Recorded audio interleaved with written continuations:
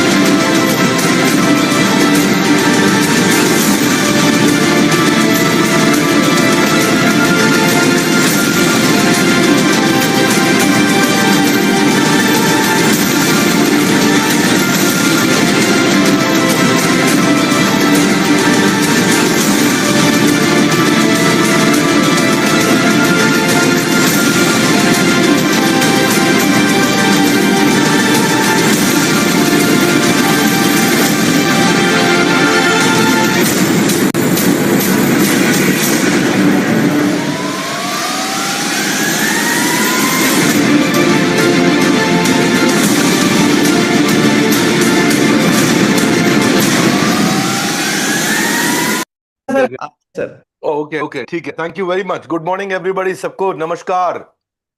Good morning, कोई भी समय हो दिन का हमेशा बोलना चाहिए गुड मॉर्निंग। धन्यवाद। Let's acknowledge everybody's participation. जोरदार गाइस, कम ऑन, जोरदार जोरदार, मेक सम नॉइज लाउडर। समय कुछ भी हो हमेशा कहना चाहिए गुड मॉर्निंग। अब तक तो मैं back to back Pranshu sir आपके साथ 2 वेबिनार्स कर चुका हूं, पिछले महीने और इससे पिछले महीने। अब इस महीने एक और वेबिनार, क्योंकि मैंने आपके कई क्वेश्चंस के आंसर दिए लेकिन सवाल इतने ज्यादा थे कि 2 सेशंस भी कम पड़ गए जी। और एक कोच होकर आपको संकोच में छोड़ना, ये मेरी आदत नहीं है। आज आपके संकोच को ये कोच खत्म करने आया, इसलिए मैंने सोचा कि let's do it again, let's do it again, let's do it again. आज आपके बचे हुए सवालों को सॉल्व करेंगे, कई नए सवाल आए हैं उनको भी उनका उत्तर देकर के आपके बिजनेस को इवॉल्व करेंगे। आपकी सेल्स डिक्लाइन कर रही है, प्रोडक्ट पोजिशनिंग है, जैसा अभी प्रांशु सर ने बोला, सवाल पूरा डिटेल में लिखिए। एक लाइन का सवाल मत लिखिए, स्टेशनरी के बारे में बता दीजिए लोहे के बिजनेस के बारे में बता दीजिए, ऐसे मत लिखिए। सवाल डिटेल में लिखिए। पुअर मार्केटिंग आरओआई आ रहा है, टेक्नोलॉजी अडॉप्शन चैलेंजेस आ रहे हैं, लो कस्टमर रिटेंशन है, या सप्लाई चेन डिसरप्शन है। मैं तैयार हूं आपके साथ में। आपकी कोई भी प्रॉब्लम हो, खल्लास, दब्बू बिजनेस भी दबंग बनेगा। मैं केवल, जो लीडरशिप फनल में आ चुके हैं जानते हैं, मैं केवल एग्जीक्यूशन में बिलीव करता हूं। मुझे कुछ पसंद नहीं, और अगर एग्जीक्यूशन नहीं हो सकता है तो वो फ्रेमवर्क में नहीं आएगा। 52 हफ्ते का एक एक फ्रेमवर्क चुन चुन के एक एक हीरा है। हर हफ्ते एक हीरा आपको दिया जाता है। कई लोग सोचते हैं लीडरशिप फनल 3 दिन का प्रोग्राम है। 3 दिन का प्रोग्राम नहीं है, एक एक हीरा देता हूं मैं आपको उसको। अब दिवाली भी आने वाली है, मतलब धंधे का टाइम आ रहा है, और लक्ष्य अगर आपकी लक्ष्मी है तो भैया तैयारी कर लो। वेस्ट एलिमिनेशन करो, वेस्ट एलिमिनेशन। कई नॉन प्रोडक्टिव प्रोडक्ट्स हैं, कई नॉन प्रोडक्टिव टेरिटरीज होंगी, कोई नॉन परफॉर्मिंग मैन पावर होगी, लीडरशिप होगी, कोई non performing non productive geography होगी, कोई नॉन प्रोडक्टिव ऐसा आपके पास में एसकेयू होगा जो कि स्लो मूविंग है। अभी एक मेरा कस्टमर है प्रांशु सर, यस उसका सर। 6 करोड़ रुपए का स्लो मूविंग इन्वेंट्री फंसा हुआ था पिछले 1 साल से। जी 6 करोड़ रुपए का स्लो मूविंग इन्वेंट्री फंसा हुआ था। क्वेश्चन लेता हूं अभी आपसे, मैं आपको जी इनवाइट करूंगा। पहले मन कर रहा है उसका एग्जांपल देने को, क्योंकि आज उसका धन्यवाद करने के लिए फोन आया था। जी उसके 6 करोड़ की इन्वेंट्री को हमने डिस्काउंट करा करके जबरदस्ती 5 करोड़ में बिकवा दिया। जी। तो उसके हाथ में कितने पैसे आए? 5 करोड़। बस यहाँ गलती, सब लोग यही सोचेंगे कि उसके हाथ में 5 करोड़ आए, ये गलती होगी। प्रांशु सर, एक्चुअली वो स्लो मूविंग प्रोडक्ट था, वो साल में एक बार घूमा, जी साल में एक बार घूमा, 5 करोड़ पे कुछ मार्जिन बचा नहीं बचा, 6 की जगह 5 में बेच दिया। जी लेकिन उस पैसे को हमने fast moving, slow moving, non moving में, उसको हमने फास्ट मूविंग में लगवा दिया 5 करोड़ को। जी अब जिस प्रोडक्ट में लगवाया वो हर महीने घूमता है, और बोला इस पैसे को कहीं नहीं लगाना, खाली उस पर लगाना है। मैथमेटिक्स समझना भाई लोगों, धंधा सीखने आए हो, यहाँ पे बिजनेस सीखने आए हो, मैथमेटिक्स समझना, बहुत सीरियस आदमी हूं मैं। 5 करोड़ 5 करोड़ नहीं रहे, वो 60 करोड़ हो गए। कैसे? 12 बार वो 5 करोड़ घूमे, क्योंकि अब उसने जो पैसा लगाया वो नॉन मूविंग से निकाल करके स्लो मूविंग में नहीं लगाया, फास्टर मूविंग में नहीं लगाया, सुपर फास्ट मूविंग में लगाया, वो आइटम जो हर महीने रोटेट हो रही थी। जी यानी कि वो 5 करोड़ को 12 बार रोटेट कर पाए। यानी कि लगा 5 करोड़, गया आया, गया आया, गया आया, फंसा तो 5 ही करोड़ ना। 5 करोड़ का माल गया, 5 करोड़ का आया, 5 करोड़ का गया, 5 करोड़ का आया। उस पे उसका मार्जिन था 10%। वो भाई का वो 5 करोड़ बन गया 60%, जिससे उसने 6 करोड़ रुपया कमाया, पिछला 5 करोड़ छुड़ाया, 6 करोड़ रुपए सीधा प्रॉफिट में डाला। अब वो 6 करोड़ जो उसको शुद्ध मुनाफा जो उसने पक्के में रखा अपना, जिसको उसने पैट में दिखाया, प्रॉफिट आफ्टर टैक्स में दिखाया, वो 6 करोड़ बाजार उसको मल्टीपल दे रहा है 25 का, 20 का। यानी कि वो कितना हो गया? 120 करोड़। जी यानी कि वो 5 करोड़ नहीं था, वो 120 करोड़ था।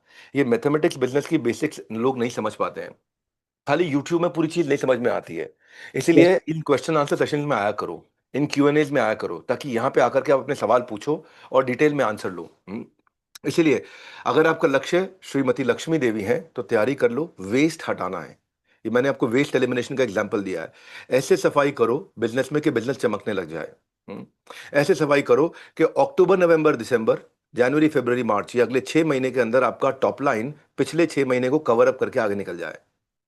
अभी जब हम लोग मिलेंगे, इसमें से कई लोग आ रहे हैं जिन्होंने लीडरशिप फनल का बुकिंग भी किया हुआ है, तो मैं इसीलिए उनके लिए बता रहा हूं। मैं तो सोच रहा हूं कि वेबिनार नहीं, इसका नाम दूंगा विनिंग द वॉर। जी वेबिनार एक होता है, वेबिनार एक होता है विनिंग द वॉर। हम विनिंग द वॉर करेंगे। क्यों रोनिका जैन जी, बात ठीक है कि नहीं है? राजा सौर्या जी, ठीक बात है कि नहीं? हाँ, मुनिंद्र पटेल जी, ऋषि लोबानिया जी, ध्यान से सुनो, क्योंकि आज हम वो सारे प्रॉब्लम्स को सॉल्व करेंगे जो आपके सक्सेस के रास्ते में कहीं रोड ब्लॉक्स बना करके खड़े हैं। और ये मत सोचिएगा ये प्रॉब्लम इसका है, उसका है, इसका है। हर आदमी को सोचना है ये मेरे लिए बोला गया है।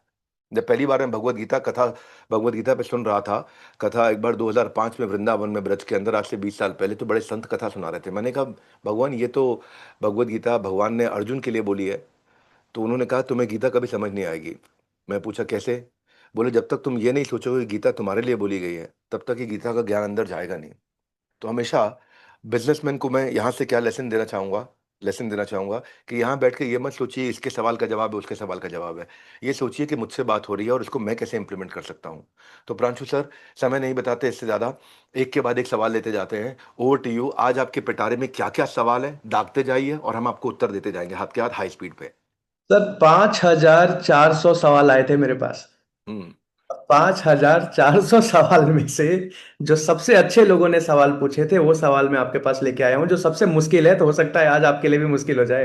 हम्म सबसे पहला सवाल पूछा है सर अभिजीत भारद्वाज जी ने, बहादुरगढ़ से हैं। इन्होंने हम्म लिखा, नमस्ते सर, मेरा नाम अभिजीत है और मैं बहादुरगढ़ से हूं। वहां मेरी इंजेक्शन मोल्डिंग की मैन्युफैक्चरिंग यूनिट है।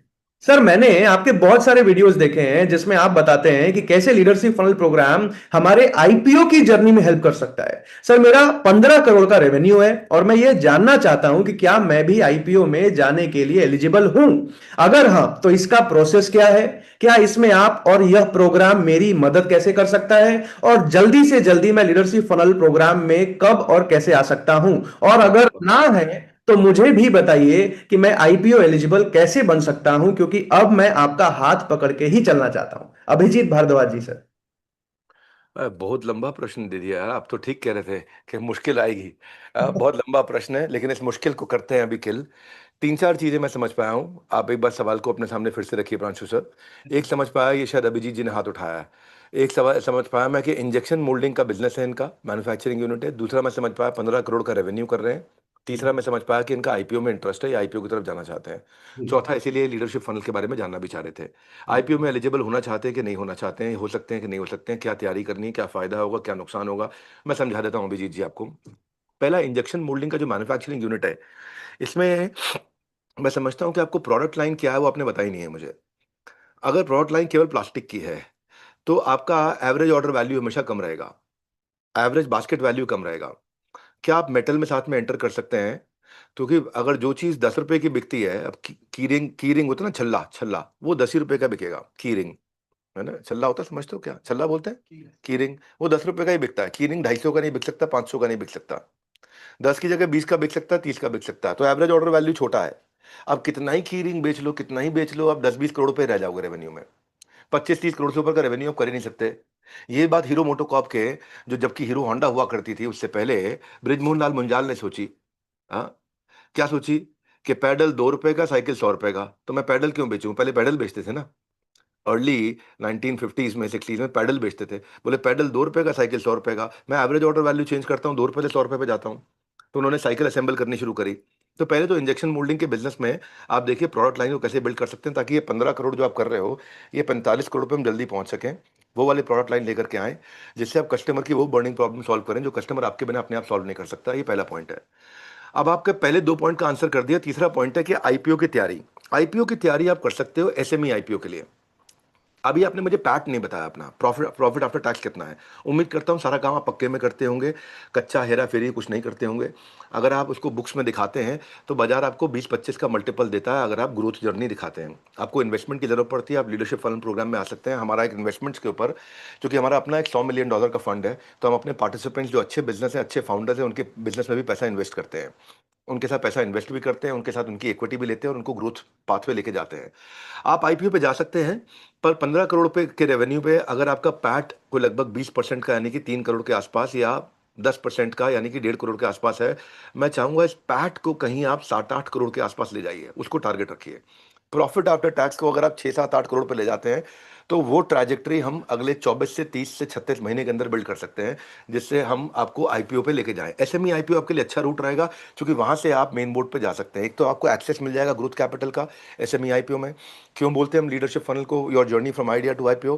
क्योंकि ये एसएमई आईपीओ एक लोअर एंट्री बैरियर है मेन बोर्ड के मुकाबले। मेन बोर्ड में आपको 3 साल का क्यूमुलेटिव प्रॉफिट 45 करोड़ चाहिए। 3 साल का क्यूमुलेटिव प्रॉफिट 45 करोड़ का उन्हीं का होता है जो 500-700 करोड़ का रेवेन्यू कर रहे हो। तो वहां तक रुकने की जरूरत नहीं है। अगर धीरू भाई अंबानी सोचते कि बड़ा होकर आईपीओ पे जाऊंगा, तो कभी बड़े नहीं हो पाते, आईपीओ पे जाकर के बड़े होते हैं। तो ये बड़ा अच्छा है, ये चीज मेरे को मेरे एक गुरु ने समझाई मुंबई में। वो एक बहुत बड़े व्यक्ति हैं जिन्होंने बीएसई, बॉम्बे स्टॉक एक्सचेंज का एसएमई आईपीओ की स्थापना करी। सरकारी व्यक्ति हैं, है ना, लेकिन उन्होंने स्थापना करी, वो द फाउंडर। वो क्या बताया कि अगर इन्फोसिस के मालिक सोचते कि मैं बड़ा होकर आईपीओ पे जाऊंगा, तो कभी बड़े नहीं होते। आईपीओ पे गए इसीलिए बड़े हो गए, है ना। ये सब वो लोग थे जो आईपीओ पे गए टाइम से, इसलिए बड़े हो गए। क्योंकि एक तो आपका गवर्नेंस ठीक हो जाएगा, ट्रांसपेरेंसी आ जाएगी कंपनी में, आप नियम कानून ठीक हो जाओगे, गल्ला छोड़ दोगे, कच्चे का काम बंद कर दोगे, और टैक्स एफिशिएंट फंड रेजिंग होगी। आपका जो पैसा आएगा, कैपिटल आएगा, उस पर आपको इनकम टैक्स नहीं लगना।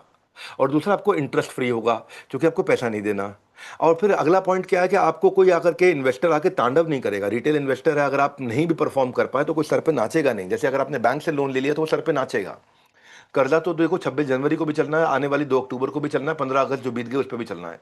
कर्जा 24 घंटे चलता है, रात को भी चलता है, संडे को भी चलता है, सेकंड सैटरडे, फोर्थ सैटरडे को भी चलता है। कर्जे की छुट्टी नहीं होती कोई भी।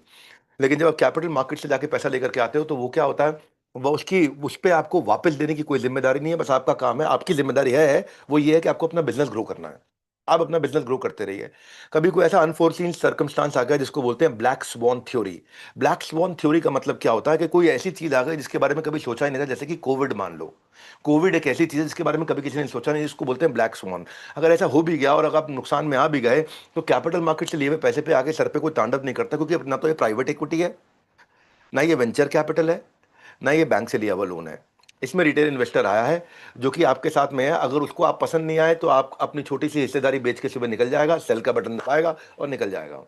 और उसको दिखाई पड़ा कि भैया ये तो बड़ा जबरदस्त आदमी है, रुखसर है या ओमत्रा है या सीमा है या संजय पवार है या मनोज चौहान है या हर्ष सोनी है या रोनिका जैन है। अरे जैन है तो भैया, जैन तो जबरदस्त काम करते हैं, जैन तो प्याज नहीं खाते ब्याज खाते हैं, बहुत तेज होते हैं। इनके साथ लगे रहो भाई, लगे रहो लगे रहो, आगे बढ़ता रहेगा आपके साथ में, है कि नहीं। तो एक तो कस्टमर्स के साथ क्रेडिबिलिटी आपकी आ जाती है, क्योंकि कस्टमर भी देखता है आप लिस्टेड कंपनी हो। सप्लायर पे क्रेडिबिलिटी आती है, सप्लायर आपको माल जल्दी सप्लाई करना चाहता है क्योंकि उसको पता है क्रेडिबिलिटी और लिस्टेड कंपनी आईपीओ में। लेंडर बाद में आगे चल के बैंक से लोन लेने की जरूरत भी पड़ेगी, बाजू वाले को 15%, 14%, 12% पे मिलेगा, तो आपको 11%, 10%, 9% पे मिलेगा। क्यों? क्योंकि आपकी क्रेडिबिलिटी ज़्यादा है। तो आपको डेट और क्रेडिट बेटर टर्म्स में मिलना शुरू हो जाता है। अच्छा इतना ही नहीं, अब अगर आपको कोई लीडर हायर करना है, किसी बड़े कॉर्पोरेट से, किसी बड़ी कंपनी से कोई लीडर हायर करना है, उसकी तनख्वाह ऑलरेडी इस समय लेट्स से 10 लाख रुपए महीना है, यानी कि 1 करोड़ 20 लाख रुपए साल का। तो आप उसको 7 लाख रुपए या 6 लाख रुपए महीने पे ला सकते हो और साथ में अपनी थोड़ी शेयर होल्डिंग दे सकते हो। बोलो तुम मेरा पार्टनर बन गया है, छोटी सी आपने 2% की, 1% की, 5% की, आधा परसेंट की हिस्सेदारी दे दी उसको। उसको पता है कंपनी लिस्टेड है, मैं आगे बढ़ाऊंगा तो बहुत बढ़िया होगा, नहीं बढ़ाऊंगा तो शेयर मेरे भी काम का नहीं है, आगे बढ़ाऊंगा तो मेरी भी वैल्यू बढ़ेगी, नहीं बढ़ाऊंगा तो कागज का टुकड़ा है, मेरे भी बहुत ज़्यादा काम नहीं आएगा। तो वो अब आपका पार्टनर बनना चाहता है। अब आप मेन बोर्ड पे भी जा सकते हो, 2 साल के बाद आपको माइग्रेशन ऑटोमेटिकली कर सकते हो। प्रांशु सर मुझे नहीं पता कितना लंबा आंसर देना है, मैं देते जा रहा हूँ, मुझसे सवाल पूछते हो तो मैं उत्तर देता हूँ और बड़ी गहराइयों के साथ उत्तर देता हूँ।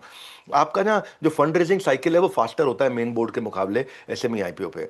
और सेक्टर स्पेसिफिक क्रेडिबल नीश इंडस्ट्री के जो इन्वेस्टर हैं वो तुरंत आ जाते हैं, क्योंकि उनको पता है उनकी फास्टर लिक्विडिटी है। आपका रिस्क जो है वो भी अलग अलग इन्वेस्टर्स में सारा स्प्रेड हो जाएगा, एक जगह पे रिस्क नहीं है। इसलिए प्राइवेट इक्विटी का जो रिस्क होता है उसी के कारण कैफे कॉफी डे के मालिक ने, उसके फाउंडर ने सुसाइड कर लिया, क्योंकि प्राइवेट इक्विटी का ऊपर से प्रेशर बहुत था। एक बड़े आदमी से पैसा ले लिया, उसका इतना प्रेशर इतना प्रेशर। अब आपने एक बड़े आदमी से आपने 100 करोड़ रुपए ले लिया, या आपने 10 करोड़ लोगों से आपने 10-10 रुपए ले लिया, दोनों में बहुत फर्क हो गया ना। या 1 करोड़ लोगों से 100-100 रुपए ले लिया, या एक आदमी से 100 करोड़ रुपए ले लिया, दोनों में बहुत फर्क है।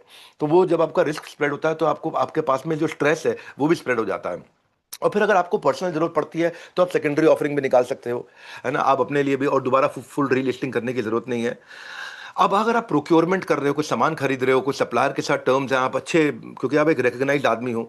अच्छा पीआर आपकी अपने आप होती रहती है, क्योंकि टीवी न्यूज़ चैनल, आप लिस्टेड कंपनी आपके बारे में बात करते हैं। पहले आपको पैसा देना पड़ता था कि टीवी आपके बारे में बात करें, अब टीवी वाले अखबार वाले आपके फ्री में बात कर रहे होंगे, सब लोग आपके बारे में फ्री में बात कर रहे होंगे, कोई समस्या नहीं है। अच्छा क्रॉस बॉर्डर बिजनेस भी करना आसान हो जाता है, क्योंकि एक्सपोर्ट अगर आपको करना है, आप अफ्रीका में, साउथ एशिया के अंदर, या आप समझो साउथ अमेरिका के अंदर, या नेपाल के अंदर, बांग्लादेश के अंदर, भूटान के अंदर, श्रीलंका के अंदर, मालदीव के अंदर, आपको दुबई के अंदर, तो लोग आपके साथ आपको जल्दी प्रेफर करेंगे, क्योंकि वो आपकी कंपनी को, आपकी परफॉर्मेंस को पब्लिक में देख रहे होंगे, अरे ये तो लिस्टेड कंपनी है भैया। तो बहुत आसानी से आप एक्सपोर्ट्स के बिजनेस को बिल्ड कर सकते हो, क्रॉस बॉर्डर इन्वेस्टमेंट्स लेकर के आ सकते हो। तो बहुत फायदे हैं, आपको तैयारी करनी चाहिए। फिलहाल के लिए अभिजीत, आप बहादुरगढ़ से आए हैं, इंजेक्शन मोल्डिंग का काम करते हैं, 15 करोड़ का रेवेन्यू करते हैं, 45 करोड़ तक पहुंचने की कोशिश करिए, 3 गुना जाइए, अगले 30 महीने की जर्नी बनाइए। 30 महीने की जर्नी के अंदर कोशिश करिए कि 45 करोड़ के अंदर 7 करोड़ के आसपास का प्रॉफिट निकालना है। 7 करोड़ का, 8 करोड़ का प्रॉफिट निकालना है, 20 का मल्टीपल मिला, 250 करोड़ की कंपनी होगी पहले राउंड पे, और दूसरे राउंड पे जाते जाते 500-700 करोड़ की कंपनियां बन सकते हो। और वो आप आज 15 करोड़ से 700 करोड़ की जर्नी देखनी है, टोटल 48 महीने से लेकर के 60 महीने के अंदर ये जर्नी आपकी कंप्लीट हो जाएगी, और हो सकता है आप 1000 करोड़ टच कर जाएं अगर एज ए फाउंडर आप मजबूत आदमी हैं। और हमारा काम यही है, हम मोटिवेशन स्पीकर लोग हमारे को बोलते हैं कभी कभी, और हम भी अपने आप को बोलते हैं, वो ठीक है बाकी जनता के लिए है, लेकिन जो बिजनेसमैन है उसके लिए मैं सीधा सीधा बिजनेस की बात करता हूँ। प्रांशु सर मुझे लगता है मैंने काफी लंबा आंसर दिया, प्रश्न आपके पास बहुत सारे होंगे, तो इसलिए आपके तरफ आता हूँ। आपका गोरा सा मुस्कुराता सा चेहरा, खूबसूरत सा चमकता सा चेहरा, ये रोशनी जो है आपके ज्ञान की कांति है, मुझे लगता है कोई और कांति नहीं है। Over to you Pranshu sir. Sir जिस तरीके से सूरज की रोशनी से चांद चमकता है ना, मैं वैसे ही चमक रहा हूँ, आप सामने बैठे हो इसलिए। बहरहाल बहुत सॉलिड जवाब था सर, मुझे तो ऐसा लगा कि सब छोड़ ओढ़ के लिखना शुरू कर दूं अभी कभी डायरी में मैं जवाब सारे। बहरहाल सर अगला सवाल परेश पटेल जी ने पूछा है, परेश अरे पटेल जी। हरकीरत सिंह भी आए हैं यहाँ पे, जी।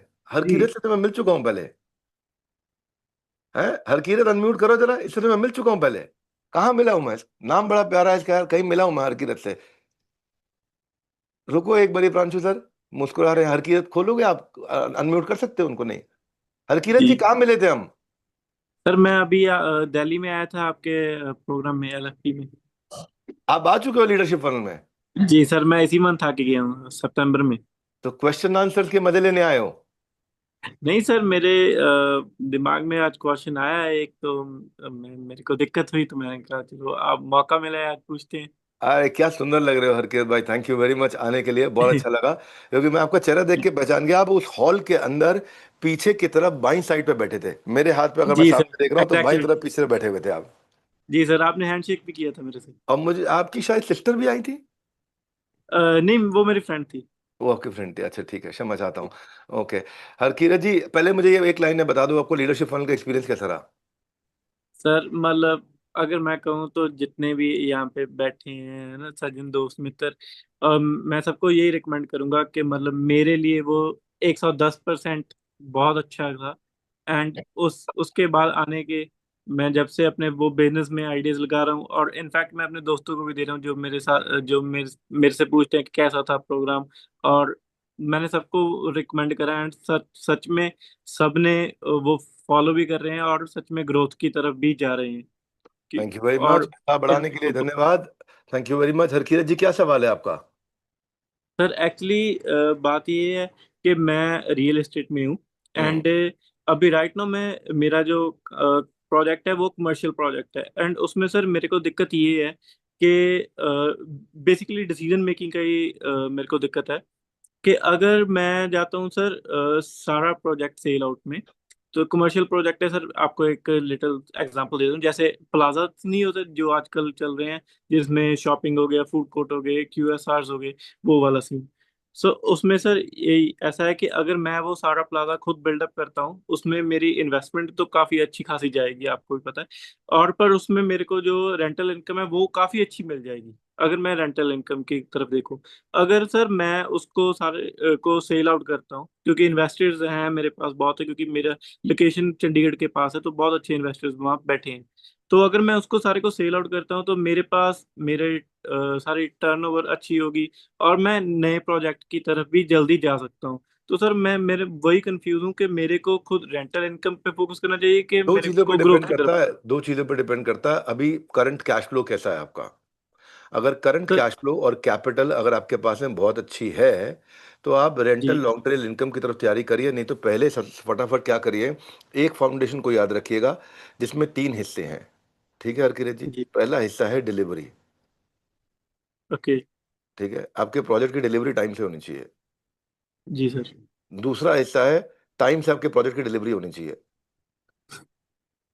और तीसरा है कि टाइम से हो सके तो पहले प्रोजेक्ट की डिलीवरी होनी चाहिए। जी सर, बिल्कुल। आप समझ गए? जब प्रोजेक्ट की डिलीवरी होगी तो ब्रोकर्स का नेटवर्क, इन्वेस्टर्स का नेटवर्क हमेशा आपके पास रहेगा।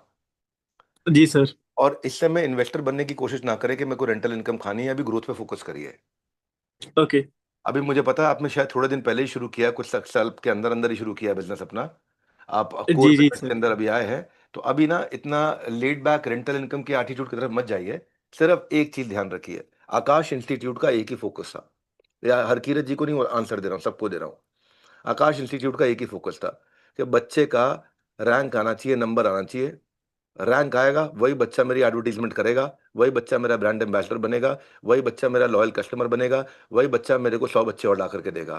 आपके प्रोजेक्ट की डिलीवरी होनी चाहिए, वही इन्वेस्टर दोबारा आकर के इन्वेस्ट करेगा, वही ब्रोकर नया कस्टमर ला के देगा, वही कस्टमर नए नए नए नए नए बहुत सारे कस्टमर ला के देगा। इसलिए तीन जी बातों का सर। ध्यान रखना है जो मैंने बताया आपको, है ना? आप डिलीवरी पे ध्यान दो और आगे नए प्रोजेक्ट्स की तरफ जाओ। लोकेशन अच्छी होगी, टाइमली डिलीवरी होगी, ट्रस्ट आएगा। उसमें तीन चीज़ें इंपॉर्टेंट हैं, टाइम, स्कोप और कॉस्ट।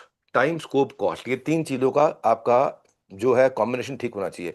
कई बार क्या होता है, आपका जब टाइम ज़्यादा लग जाता है तो प्रोजेक्ट की कॉस्ट बढ़ जाती है। जी कॉस्ट सर। घटा देते हो तो स्कोप जो स्पेसिफिकेशन बताता है कस्टमर को वो घट जाता है। स्कोप जी घटा सर। देते हो, है ना?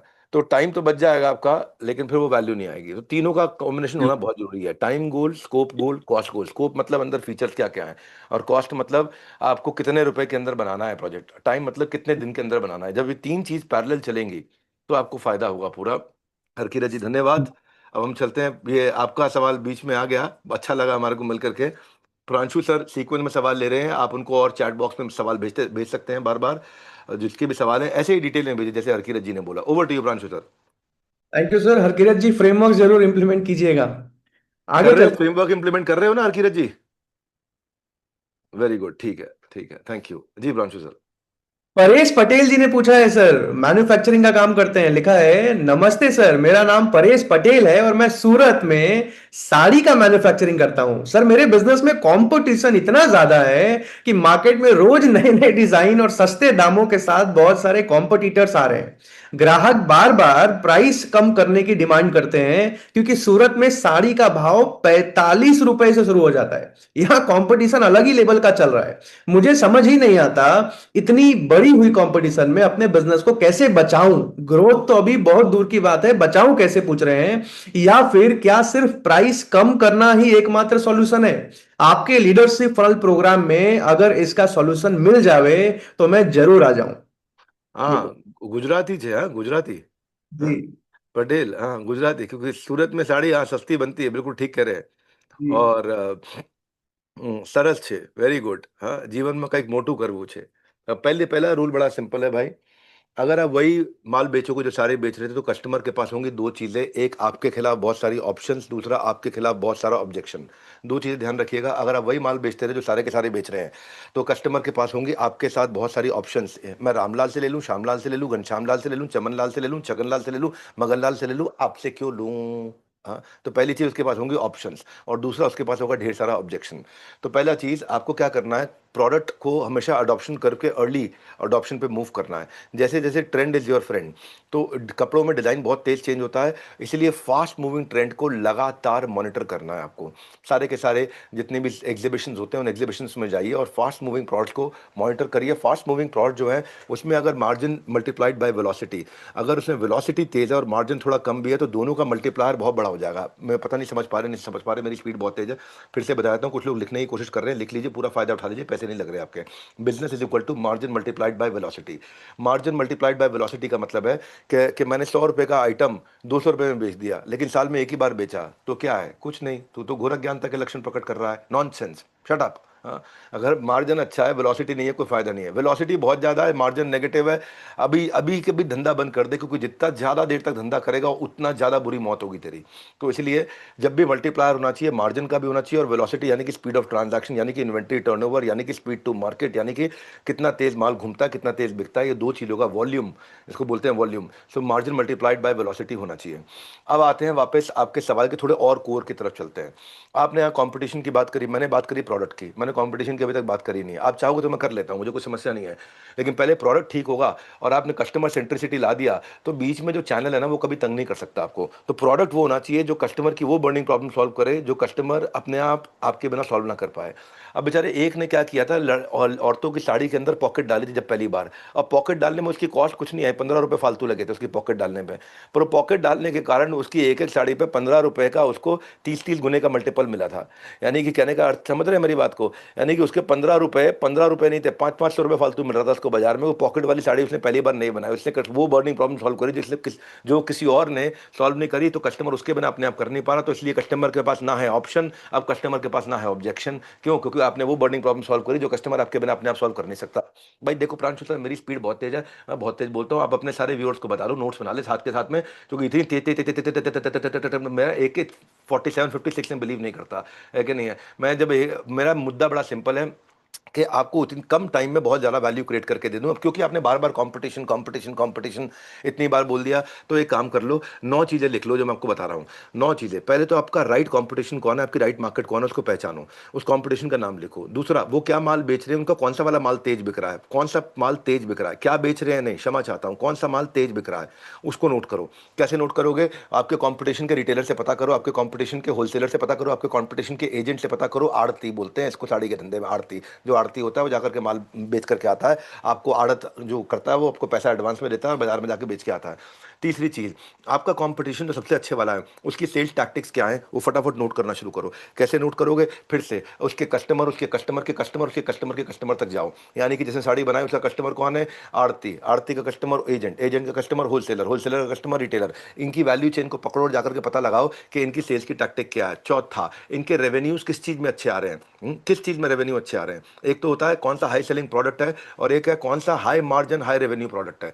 देखो पता है क्या, एलवी इंटू एल बहुत LV इंटू LP हो गया तो game over, low volume into low profit हो गया तो गेम ओवर। फिर से सुनो, LV इंटू LP हो गया तो game over, low volume into low profit हो गया तो गेम ओवर। अपने को क्या चाहिए, HV into HP, high volume into high profit चाहिए। अब वो वाला फॉर्मूले के लिए आपको चेक करना है कि इनका हाई वॉल्यूम हाई प्रॉफिट वाला प्रोडक्ट कौन सा है, उसको पहले ढूंढो। अब पांचवा पॉइंट देखो, जो आपका कॉम्पिटिटर है वो स्कीम्स और प्राइसेस क्या लेकर के आता है, किस टाइम पे अपनी स्कीम्स प्राइसेस चेंज करता है, कैसे अपने मंथ एंड क्वार्टर एंड और ईयर एंड के टारगेट्स को रेवेन्यूज को अचीव करता है, कैसे अपना ग्रोथ निकाल के ला रहा है, उसकी कौन सी स्कीम काम करती है, कौन सी उसको ब्लीड कराती है और कौन सी उसको लीड कराती है। फिर से सुनो, उसकी कौन सी स्कीम प्राइसिंग पोजीशनिंग उसको ब्लीड कराती है मतलब खून निकाल देती है, मतलब लॉस करा देती है, कौन सी उसको लीड कराती है मतलब मार्जिन और ग्रोथ और एक्सपेंशन देती है, वो थोड़ा चेक करो। कितनी बताई, 5 अभी तक, अभी छठी सुन लो। आपके कंपटीशन के साथ में कस्टमर का एंगेजमेंट का लेवल क्या है, कस्टमर सोशल मीडिया पे उनके बारे में क्या लिख रहे हैं, ये मेरा छठा और सातवां पॉइंट इकट्ठे ही बता रहा हूं। यानी कि सोशल मीडिया पे जाकर के उनकी प्रेजेंस चेक करो, उनकी रेटिंग चेक करो, उनके रिव्यू चेक करो, लोग उनके बारे में क्या लिख रहे हैं वो चेक करो, उनका एंगेजमेंट का लेवल चेक करो, कस्टमर उनसे रिपीट ले रहे हैं या कस्टमर वन टाइम बायर है, कस्टमर उनका बायर है कि कस्टमर उनका बार्गेनर है। इतना बढ़िया बोलता हूं, मेरे को यार थोड़ा धीरे ही बोलना चाहिए, पता नहीं मैं इतनी जल्दी जल्दी क्यों बोल देता हूं। कस्टमर उनका बायर है या बार्गेनर है, ये पता लगाओ फटाफट से। उसके बाद ये तो मैं फ्री में दे रहा हूं आपको, अभी आप आ जाओ एक बार लीडरशिप फर्म में ना, धुआं निकाल देंगे, मतलब इतना तेज चलते हैं, मजा आता है, आदमी को हिल नहीं पाता है, आदमी ऐसा बैठता है पूरा प्रोग्राम के अंदर। जिंदगी में कभी 10-10 घंटा 12-12 घंटा कुर्सी पे बैठ के अटेंड नहीं किया होगा, ये मैं वचन दे रहा हूं, पहली बार अटेंड करेंगे आप, जब आप कहेंगे भाई साहब आपने इसके ऊपर इन्वेस्टमेंट किया है जी। अभी मैं कोई एक फ़ोन खरीदा, बड़ा महंगा फ़ोन था, मैं सोच रहा था यार फ़ोन पे मैं इन्वेस्ट कर रहा हूँ इतना, क्या डेप्रिशिएटिंग एसेट है कि नहीं है, तो मैं सस्ते के लिए प्लान किया। लेकिन क्या है, अभी वो मेरी एक ज़रूरत थी, मैंने पूरी कर ली। पर मैं अमूमन क्या सोचता हूँ, जब मैंने फ़ोन लिया तो मैंने बात सोची यार, इसमें सबसे अच्छी बैटरी है, सबसे बढ़िया बैटरी है। लेकिन 2,000 रुपये का फ़ोन लो या 2 लाख रुपये का फ़ोन लो, ज़्यादा चार्जिंग की जरूरत 2 लाख रुपये वाले को पड़ती है। 2,000 रुपये वाले को ज़्यादा चार्ज नहीं करना, वो 5 दिन चल जाता है। 2,000 रुपये वाला फ़ोन कहाँ मतलब पर एक बार चार्ज किया 5 दिन चलता रहा, उसमें कोई फीचर ही नहीं है, उसकी बैटरी नहीं खत्म हो रही है। लेकिन जो 2 लाख वाला है उसमें बहुत फीचर है भैया, बहुत ज़्यादा, तो उसकी बैटरी जल्दी खत्म होती है। इसीलिए क्या है प्रेम शंकर शर्मा जी, चार्जिंग की जरूरत ज़्यादा आपको है कि नहीं है, जितना ज़्यादा आप आगे बढ़ोगे उतना ज़्यादा यहाँ पे चार्जिंग की जरूरत है। फिर आपने, मैंने बताया आपको, ये छठा सातवां पॉइंट बता दिया मैंने आपको। अब उसका देखो प्रमोशनल कंटेंट में ऐसा क्या लिख रहा है जो सबसे बड़ा कॉम्पिटिटर है जिसकी बात चल रही है, ऐसा लिखता क्या है प्रमोशनल कंटेंट में, यानी कि उसके एम्प्लॉयज़ की वर्दी पे क्या लिखा हुआ है, उसके लेटर हेड पे क्या लिखा है, उसकी वेबसाइट पे क्या लिखा है, उसके Facebook YouTube page Instagram page पे क्या लिखा हुआ है, उसके पैकेजिंग मटेरियल के ऊपर क्या लिखा हुआ है, उसके बाहर होर्डिंग पे क्या लिखा हुआ है, उसकी वेबसाइट पे क्या लिखा हुआ है, उसके लैंडिंग पेज पे क्या लिखा हुआ है, वो अंदर बाहर शटर के ऊपर क्या लिखता है, जिस तरह से वो अपना डिस्प्ले करता है शेल्फ उस पर क्या लिखता है। तो यानी कि उसका उसका कम्युनिकेशन क्या है, उसके कम्युनिकेशन का तरीका क्या है, उसके कम्युनिकेशन में बोलना क्या चाहता है, कैसे लोगों के दिमाग में छा जाता है, क्योंकि वो आपका सबसे बड़ा कॉम्पिटिटर है। तो उसका strength weakness opportunity threat, finally ये नवा पॉइंट, इनको एनालाइज करो। रियल सोल्यूशन कहां पे आएगा, अब सुनो, रियल सोल्यूशन है कंपटीशन जो सबसे बड़ा है, कंपटीशन जो सबसे बड़ा है वो जो इनोवेशन करके सबसे बड़ा बना है, उस इनोवेशन में अगर आप इंप्रोवाइजेशन लेके आए तो आप कंपटीशन से बड़े कंपटीशन बन जाए। सुनो यार, इतना क्या कमाल की बात बोली है। रोनिका जैन, कितनी कोशिश कर लो लिख नहीं पाओगे इतनी स्पीड पर, फटाफट ट्राई करो फिर से। सुनो राजा सौर्या जी, मनोज चौहान जी, ध्यान से सुनो। Improvisation in innovation of competition can kill the competition. 3 बार ही बोल देता हूं क्योंकि मुझे लग रहा है कुछ लोग लिखने की कोशिश कर रहे हैं, सिंसियर लोग हैं यहाँ पे। Improvisation in innovation of competition can kill my competition.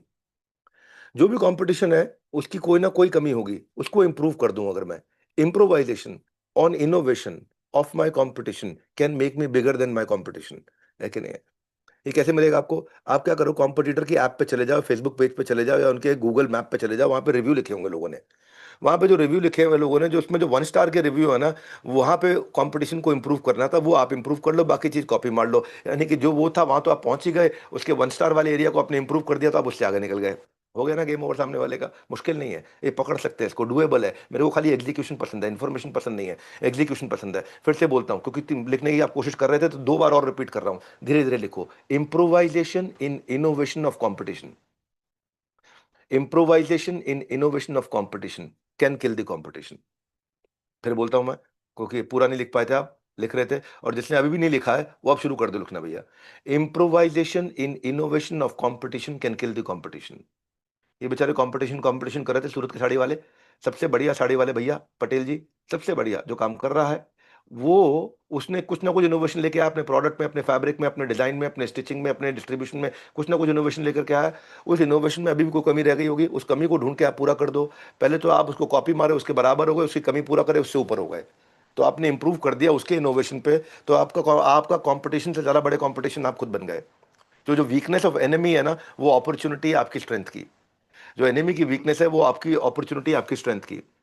ध्यान से देखो, क्या प्रोडक्ट प्राइसिंग में गलती कर रहा है, क्या लॉयल्टी डिस्काउंट में गलती कर रहा है, क्या वो प्रोडक्ट की क्वालिटी में गलती कर रहा है, क्या वो प्रोडक्ट के फीचर्स में गलती कर रहा है, क्या वो कोई ऐसा माल वो रख रहा है जिसका स्पीड ऑफ ट्रांजैक्शन नहीं है, एसकेयू बहुत ज़्यादा है, क्या वो कस्टमर सर्विस में गलती कर रहा है, क्या वो अपने मार्जिन में गलती कर रहा है, क्या अपनी मैन पावर को ठीक नहीं संभाल पा रहा है उसमें गलती कर रहा है, क्या वो अपनी ग्रोथ ट्रैजेक्टरी में गलती कर रहा है, क्या कस्टमर लाने की कॉस्ट में गलती कर रहा है, क्या डिस्ट्रीब्यूशन नेटवर्क पे गलती कर रहा है, क्या वो अपनी मार्केटिंग में गलती कर रहा है, किधर गलती कर रहा है उसको ढूंढो, उसको ढूंढ के पकड़ो।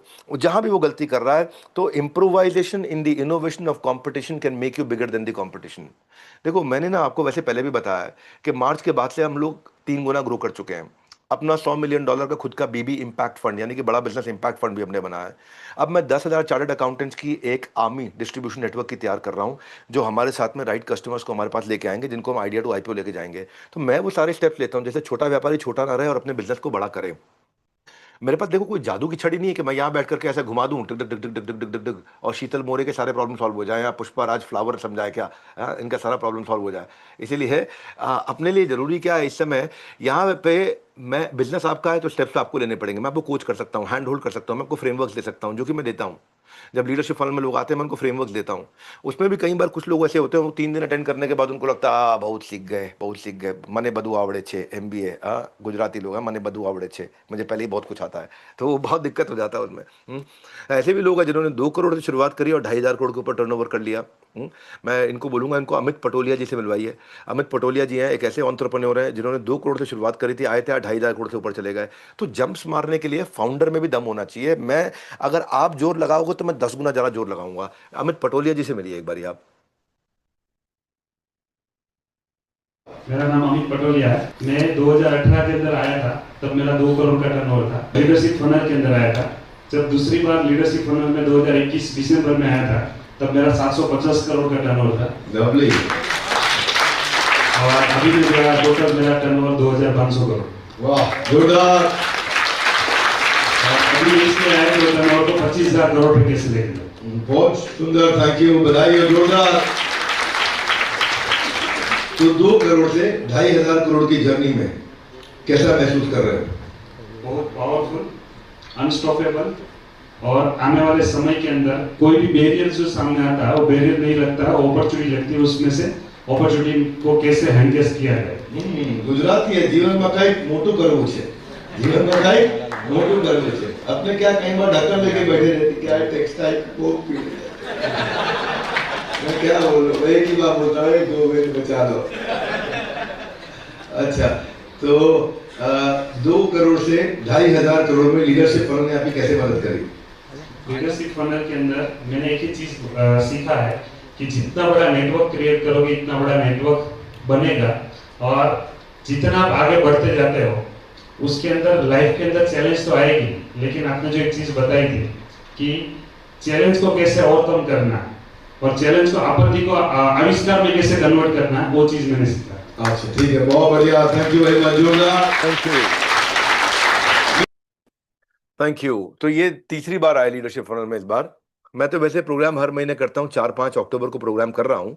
अगर आपका बिजनेस 5, 10, 20, 50 करोड़ पे कहीं फंसा है, रुका हुआ है, आगे नहीं बढ़ रहा, चाहते हैं आप ग्रो करना चाहते हैं, तो आकर के खुद लाइव देखो। अपने बिजनेस एडवाइजर जो जिसने भी आपको इनवाइट किया है, उसका आपके पास में व्हाट्सएप नंबर होगा, जिसने आपको इनवाइट किया, लिंक भेजा है, उसको ना P लिख करके भेज देना।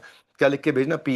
अगर आपने P लिख के भेजा तो फिर वो आपसे बात करेगा, वो समझ जाएगा कि भाई आप आगे बढ़ना चाहते हैं। तो P हमारा एक कोड वर्ड है, आपको P लिखना है बस। अपने उसको व्हाट्सएप पे लिख दो P। जैसे लिखोगे P, वो आपको फोन करेगा, आपको और हेल्प करेगा। Over to you Pranshu sir. चर्चा चलती रहेगी, सवाल चलते रहेंगे, और सवाल आने चाहिए। अभी बैठना चाहिए आराम से, खूब चर्चा होनी चाहिए। कुछ ऐसे सवाल दो, कुछ धमाकेदार सवाल दो, हिला देने वाले सवाल दो। सर मैं क्या बोलूं, मैं तो कोशिश तो कर रहा हूँ यॉर्कर मारने की, पर आप छक्का मार दे रहे हो। पर आगे चलते हैं, एक और सवाल आया हूं मैं।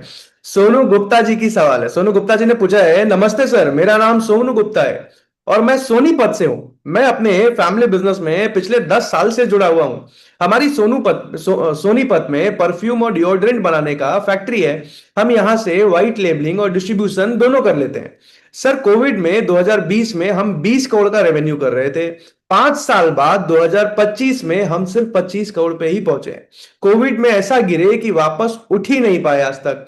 आप तो बिजनेस के गुरु हैं। प्लीज कुछ ऐसी स्ट्रेटजीज हमें भी बताइए कि कैसे हम भी अपने रेवेन्यू को 50 करोड़ तक ले जाएं। साथ ही अगले लीडरशिप फनल प्रोग्राम की डेट्स भी बताइए ताकि हम उसमें आ सकें और आपसे पर्सनली मिलके सीख सकें।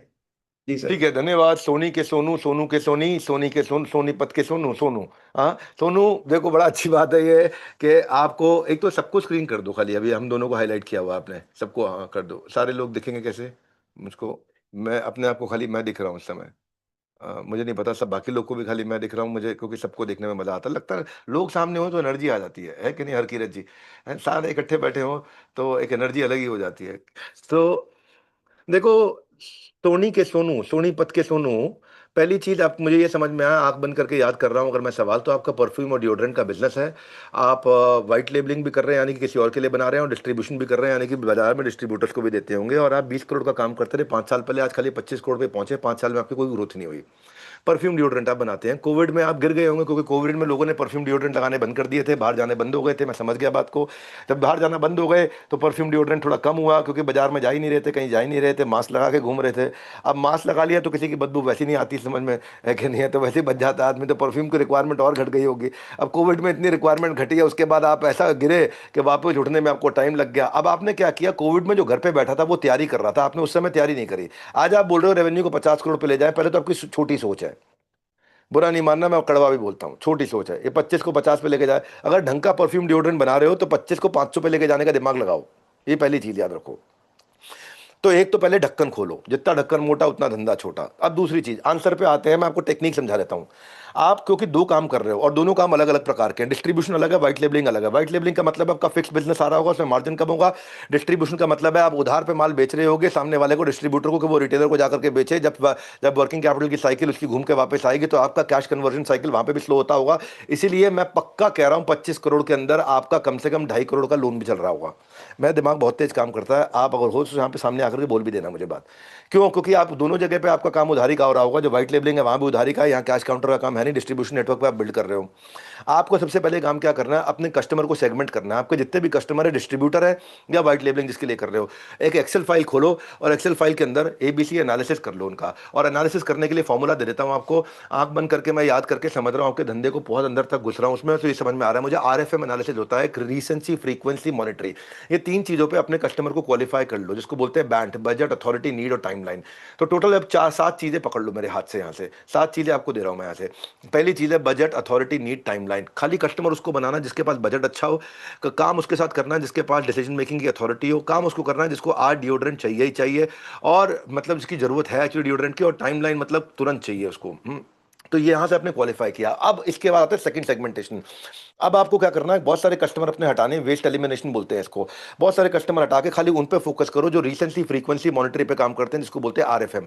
रिसेंसी मतलब जिसने हाल ही में माल लिया उसको अच्छी रेटिंग दे दो, वो दोबारा माल लेगा, क्योंकि आप नया कस्टमर ढूंढ के लाना पुराने कस्टमर के साथ काम करने के मुकाबले 8 गुना महंगा पड़ता है। पुराने कस्टमर के साथ काम दोबारा करना नए कस्टमर के साथ काम करने के मुकाबले 8 गुना सस्ता पड़ता है। कितना तेज बोलता हूँ यार मैं, आंख बंद करके बोलते जा रहा हूँ मैं। ऐसे मैं तो कई बार पता है क्या, मेरे घर वाले बोलते हैं नींद के अंदर भी ये बिजनेस फॉर्मूला और मैथमेटिक्स करता रहता है हर समय। तो मेरे से सब इसलिए घर वाले कहते हैं यार अकेला ही सोया कर भाई, तू दूर तक भी तेरे फॉर्मूला रात को सुनाई पड़ते रहते हैं, परेशान रहते हैं। तो आगे बढ़ता हूँ, फिर क्या है, अगर क्योंकि अब आपने आरएफएम अप्लाई किया। हाँ, रिसेंसी का मतलब क्या हुआ, रिसेंसी ऑफ परचेज, जिसने हाल ही में माल लिया उसके साथ काम जरूर करिए, चांसेस है कि वो दोबारा माल लेगा। फ्रीक्वेंसी, जो बार बार माल ले रहा है वो आपका हाई वैल्यू कस्टमर है, तो हाई वैल्यू रिप्रेजेंटेटिव, यानी कि वो सेल्स के आदमी या खुद अपने आप को उस कस्टमर के साथ में लगाइए जिसका फ्रीक्वेंसी ऑफ ट्रांजैक्शन ज्यादा है। कुछ कस्टमर होंगे जो साल में आपसे 4 बार माल लेते होंगे, और कुछ कस्टमर होंगे जो साल में आपसे 24 बार माल लेते होंगे, यानी कि हर 15 दिन में माल लेते होंगे। 4 बार माल लेने वाला, 24 बार माल लेने वाला, equality is the wrong concept. सब कस्टमर बराबर नहीं होते, fairness is the right concept. आपको फेयर रहना है, ईमानदार रहना है सबके प्रति। Equality is completely a wrong concept, सारे कस्टमर इक्वल नहीं होते, क्षमा चाहता हूं। हमें सबके प्रति फेयर रहना है लेकिन इक्वल नहीं रहना है। फोकस उस पर करना है जो साल में 24 बार ले रहा है, फोकस उस पर नहीं करना जो साल में 4 बार ले रहा है। कई बार छोड़ना पड़े तो छोड़ दो, या कई बार ये लीड को किसी और को देना पड़े तो दे दो, लेकिन फोकस उस पर करो जो बहुत तेजी से आपको आगे लेके जाए। तो तो एक हो गया रीसेंसी, दूसरा मैंने बताया फ्रीक्वेंसी, कितनी बार साल में माल ले रहा है, और तीसरा होता है मॉनिटरी, या कितनी वैल्यू का माल ले रहा है। एक आदमी आपको ऑर्डर देता है 2 लाख रुपए का और एक आदमी आपको ऑर्डर देता है 20 लाख रुपए का। क्लियरली कैटेगराइज कर लो कि मैं हाई वॉल्यूम पे काम करने वाले और हाई वैल्यू पे काम करने वाले, वैल्यू मतलब कितना पैसा, और वॉल्यूम मतलब कितना सारा सामान, कितनी फ्रीक्वेंसी के साथ, और रिसेंसी मतलब जो लगातार ले रहा है, अभी थोड़े दिन पहले भी लेके गया है। जब ये आरएफएम से क्वालिफाई करोगे, रिसेंसी में 10 में से नंबर दो, फ्रीक्वेंसी में 10 में से नंबर दो, मॉनिटरी में 10 में से नंबर दो, टोटल 30 में से नंबर आ जाएंगे। जिस कस्टमर के 24 से ज्यादा नंबर आ रहे हैं 30 में से, वो आपका कस्टमर, वो आपको 25 से 50 पे नहीं, वो 25 से 250 पे लेके जाएगा। लिमिटेड कस्टमर्स पे काम करो, लिमिटेड एसक्यूज पे काम करो, स्टार प्रोडक्ट कंपनी बनो। सिंगल प्रोडक्ट कंपनी भी बन सकते हो, स्टार प्रोडक्ट कंपनी भी बन सकते हो, कि आपको उसी चीज पे काम करना है जो चीज बहुत तेज घूमती है, उसी कस्टमर के साथ काम करना है जो आपको कहाँ लेके जाए, एचपी इंटू एचवी। एचपी मतलब क्या होगा, high profit multiplied by high volume. वहां से इसको क्वालिफाई करके कुछ चीजों को छोड़ना चाहिए, हमारे को हटाना चाहिए। ये था आपका आरएफएम एनालिसिस। जितनी जल्दी कर लोगे, how recently a customer is purchasing, how often he is making a purchase, how much money he spend with you, कब खरीदा उसने आखिरी बार, अगर अभी हाल ही में खरीदा, कितनी बार खरीदा साल में, और कितने का टोटल माल खरीदा। इन तीनों का जो मल्टीप्लायर है, वो मल्टीप्लायर से आप डिसाइड करोगे मैं इतने कस्टमर पर ज़्यादा समय लगाऊंगा। इसकी जब रैंकिंग आ जाएगी, परचेजिंग हिस्ट्री से निकल के आएगी, वैल्यू ऑफ ट्रांजैक्शन से निकल के आएगी। जो हाई स्कोर कस्टमर है उसको रिवॉर्ड करो, उसको लॉयल्टी प्रोग्राम दो, उसको एक्स्ट्रा सर्विस दो, उसके साथ रिश्ता बनाओ, उसके साथ इमोशनल एग्जिट बैरियर भी बनाओ। इतना इमोशन के साथ रिश्ता बन जाएगा आपको छोड़ के ना जा पाए, और अगर छोड़ के जाए तो बड़ा पछता है। वैसे तो देखो, एक बात बताता हूँ, जो ये सब चीज़ें हम लोग फ्रेमवर्क में देते ही हैं लीडरशिप फनल के अंदर, हमारे को कभी सीट बेचनी नहीं पड़ती है इस तरह से। पर अभी हाल ही में एक खुशखबरी भी आई, आप लोग को पता होगा, जो एपेक्स कोर्ट है, सुप्रीम कोर्ट है, किसी ने, मेरे कंपटीशन ने मेरे ऊपर कुछ आरोप लगाए थे, उनका मैं बहुत धन्यवाद करना चाहता हूं। उसके कारण मेरा बिजनेस मॉडल और रोबस्ट हो गया। सुप्रीम कोर्ट ने हमारे सारे केसेस से हमारे को बोला कि भाई एकदम कंप्लीट क्लीन चिट, सब कुछ साफ सुथरा किया, तो बड़ा अच्छा लगा हमारे को, वहां से भी खुशी हुई। अभी न्यूज़ वाले भी कवर कर रहे थे। और तो इस चक्कर में जिनका थोड़ा बहुत ट्रस्ट थोड़े टाइम के लिए डगमगाया था ना हमारे को देख करके, वो भी लीडरशिप फनल प्रोग्राम में अब इतना इंटरेस्ट लेने लगे हैं, क्योंकि कस्टमर ही कस्टमर को लेके आता है, वो उनको बताता है। तो हमारा जो प्रोग्राम है ये 4 5 6 को हो रहा है। इस बार ज़्यादा लीड आ रहे हैं, फिलिंग रेट थोड़ा ज़्यादा तेज हो गया हमारा, इसीलिए आपको वेकअप कॉल दे रहा हूँ कि अगर नहीं आना तो कोई बात नहीं, फिर तो चिल कर लो, लेकिन अगर आना है तो फिर अपने एडवाइजर को व्हाट्सएप पे आपको पी लिख के भेजना है। पी लिख के भेजोगे तो वो आपको फ़ोन करेगा, आपसे बात करेगा। इस वेबिनार में जितना सीखोगे, इसका मल्टीपल टाइम्स बिजनेस मल्टीप्लाई आप कर लोगे जब आप वहां पे आओगे हमारे साथ में। बहुत चर्चा होगी इसके बारे में। Pranshu sir, over to you for next question please. Sir मुझे लग रहा है राजधानी फेल हो जाती है आपके सामने। सर मैं, अगला सवाल है सर, उमेश। मैंने पहले भी बताया था एक बार प्रांशु सर आपको, हरकीरत जी, आप जब भागते हो ना तो हरकीरत जी पसीना आता है आपको, है ना। मैं जब भागता हूँ तो कंटेंट निकलता है, पसीना नहीं निकलता है। तो वो बिजनेस ऐसा अंदर घुसा हुआ है ना, अपने खून के अंदर, डीएनए में, है ना, ब्लड में। इसीलिए मैं क्या है, एक चैलेंज देता हूँ विनीत जलान जी, आप मोबाइल का धंधा करते हो, ध्यान से सुनो, एक चैलेंज देता हूँ सबको कि लीडरशिप फॉरम में आओगे, वहीं खड़े होकर के माइक पे अपना कोई भी सवाल किसी भी इंडस्ट्री का, किसी भी बिजनेस का, वहीं पूछ लेना। और अगर वहीं हाथ के हाथ आपको जवाब नहीं दे पाया, दोबारा जिंदगी में स्टेज पे नहीं चढ़ूंगा। इसकी रिकॉर्डिंग करके रख लो, इस बात को याद रख लो, दिमाग में डाल लो। ये है लीडरशिप फॉरम प्रोग्राम की ताकत। मैं 10 साल से कर रहा हूँ, मैं सिंगल प्रोडक्ट कंपनी हूँ, मैं 50 चीज़ें बेच ही नहीं रहा हूँ, मैं एक ही चीज़ बेच रहा हूँ, कोई दिक्कत ही नहीं है मेरे को। मैं वो हलवाई हूँ जो अपनी दुकान की मिठाई खाना पसंद करता हूँ, है कि नहीं है। मेरे को एक ही चीज़ है, बस वही दे रहा हूँ, कुछ नहीं बार बार का ये भी बेच दो, ये भी बेच दो, ये भी बेच दो, कुछ नहीं। लीडरशिप फनल एक प्रोग्राम मुझे पता है जिससे भयंकर गेन होता है लोगों का। प्रांशु सर क्वेश्चन पूछो, नहीं तो क्या है, कभी कभी मैं अपनी तारीफ में खो जाता हूँ। सर बनता भी है सर, अब तो आपकी तारीफ में मैं भी ये गारंटी देने लग गया हूँ हर एलएफपी में। Thank you. कोई भी तीसरे दिन अगर अफसोस के साथ ना जाए कि काश 5 साल पहले कर लिया होता, तो मैं प्रांशु रंजन नाम बदल दूंगा, ऐसी गारंटी दे देता हूं मैं। हजारों थैंक हजारों यू। सर ये बोल के। बहरहाल, उमेश पांडे जी ने सवाल पूछा है। सर मैं उमेश पांडे हूं और 2021 से आपके बहुत वीडियोस देखता हूं और आपको सुन सुन के बहुत कुछ सीखा भी है। आपका एक वीडियो मुझे बहुत अच्छा लगा, एसेट लाइट मॉडल के ऊपर था। उसमें आपने बताया light kite will fly high. Sir बस मैं एसेट लाइट मॉडल को अपनी असली जिंदगी में और बिजनेस में इस्तेमाल करना चाहता हूं। I want to hire reliable teams of consultant and reduce full time workforce. I want to know the risk and process. मेरी कुंडली में स्टेशनरी का सामान बनाने की फैक्ट्री है, जिसमें हम मैन्युफैक्चरिंग से लेकर डिस्ट्रीब्यूशन तक सब करते हैं, डिस्ट्रीब्यूशन तक सब करते हैं। ये क्या चक्कर है, सोनीपत, पानीपत, कुंडली, करनाल, यहाँ से लोग बहुत ज्यादा आ रहे हैं आज। हाँ, इस साइड अब काफी सारे लोग आ रहे हैं। चलो बहुत अच्छा है, आपको अच्छा लगा, आपने सवाल में ये पूछा। बेसिकली आप में वीडियोस देखें 2021 से। धन्यवाद, बहुत बहुत बहुत प्रेम देने के लिए धन्यवाद, हाथ जोड़ के आपको। आप वीडियोस देखते हो, लाभ उठाते हो, और ये वीडियोस को शेयर भी करो। यूट्यूब पे इस समय मैंने गीता इन एक्शन सीरीज वापस शुरू कर दी है। एक 2020 सीरीज लेकर के आऊँ और एक बड़ा बिजनेस पॉडकास्ट लेके आऊँ। 3 तरह की सीरीज, हफ्ते में 4 से 5 वीडियोस इस समय मैं डाल रहा हूँ और बहुत तेजी के साथ आगे डालते जा रहा हूँ। आपका सवाल ये है कि आपको एसेट लाइट पे जाना है।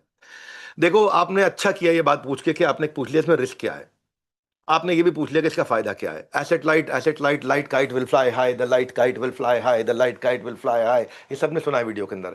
लेकिन इस वीडियो में आपने सवाल पूछा, इससे बहुत लोगों का फायदा होने वाला है। काफी सारे लोग इससे कई चीज सीखेंगे। पेन पेपर हाथ में उठा लो, मैं आपको समझा देता हूँ। बहुत जबरदस्त चीज कि जब आप एसेट लाइट जाना चाहते हो और आप अपने फुल टाइम एम्प्लॉयज की जगह कंसल्टेंट से काम कराना चाहते हो, फ्रीलांसर से काम कराना चाहते हो, आउटसोर्स करना चाहते हो, तो पहली चीज याद रखो, अगर कोई भी आदमी आपसे अच्छा काम या आपसे सस्ता काम कर सके तो उससे करवा लो, खुद मत करो।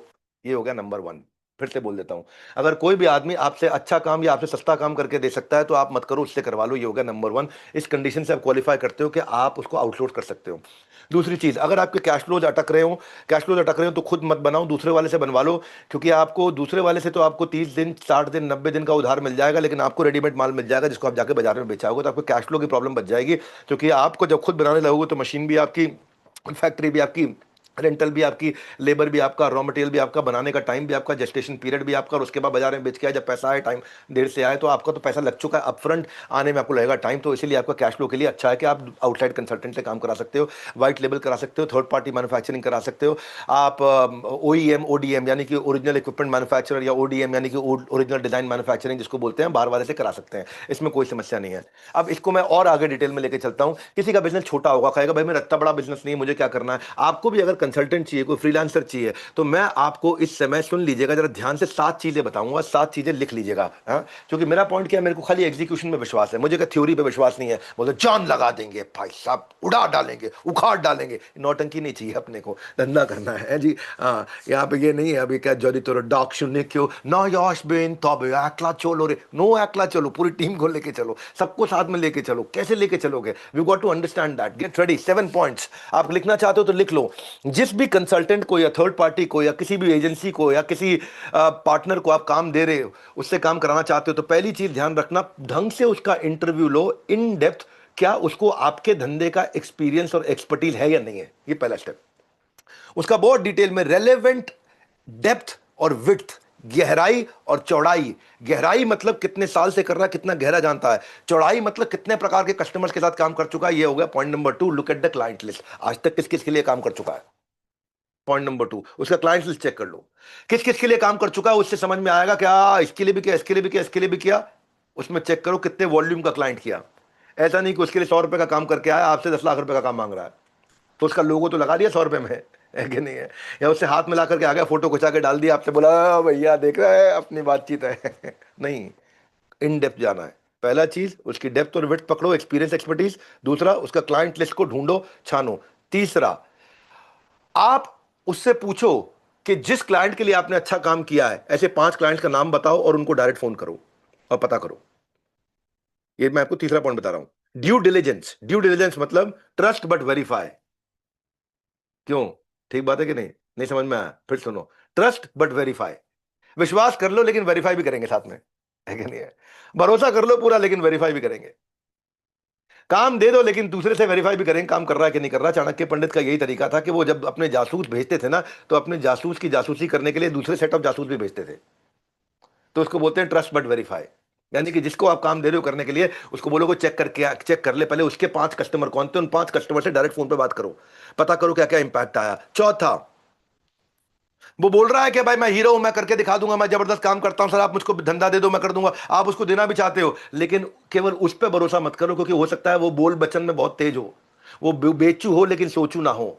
वो सेल्समैन है लेकिन बिजनेसमैन नहीं है। दोनों में बड़ा फर्क है जाने मन।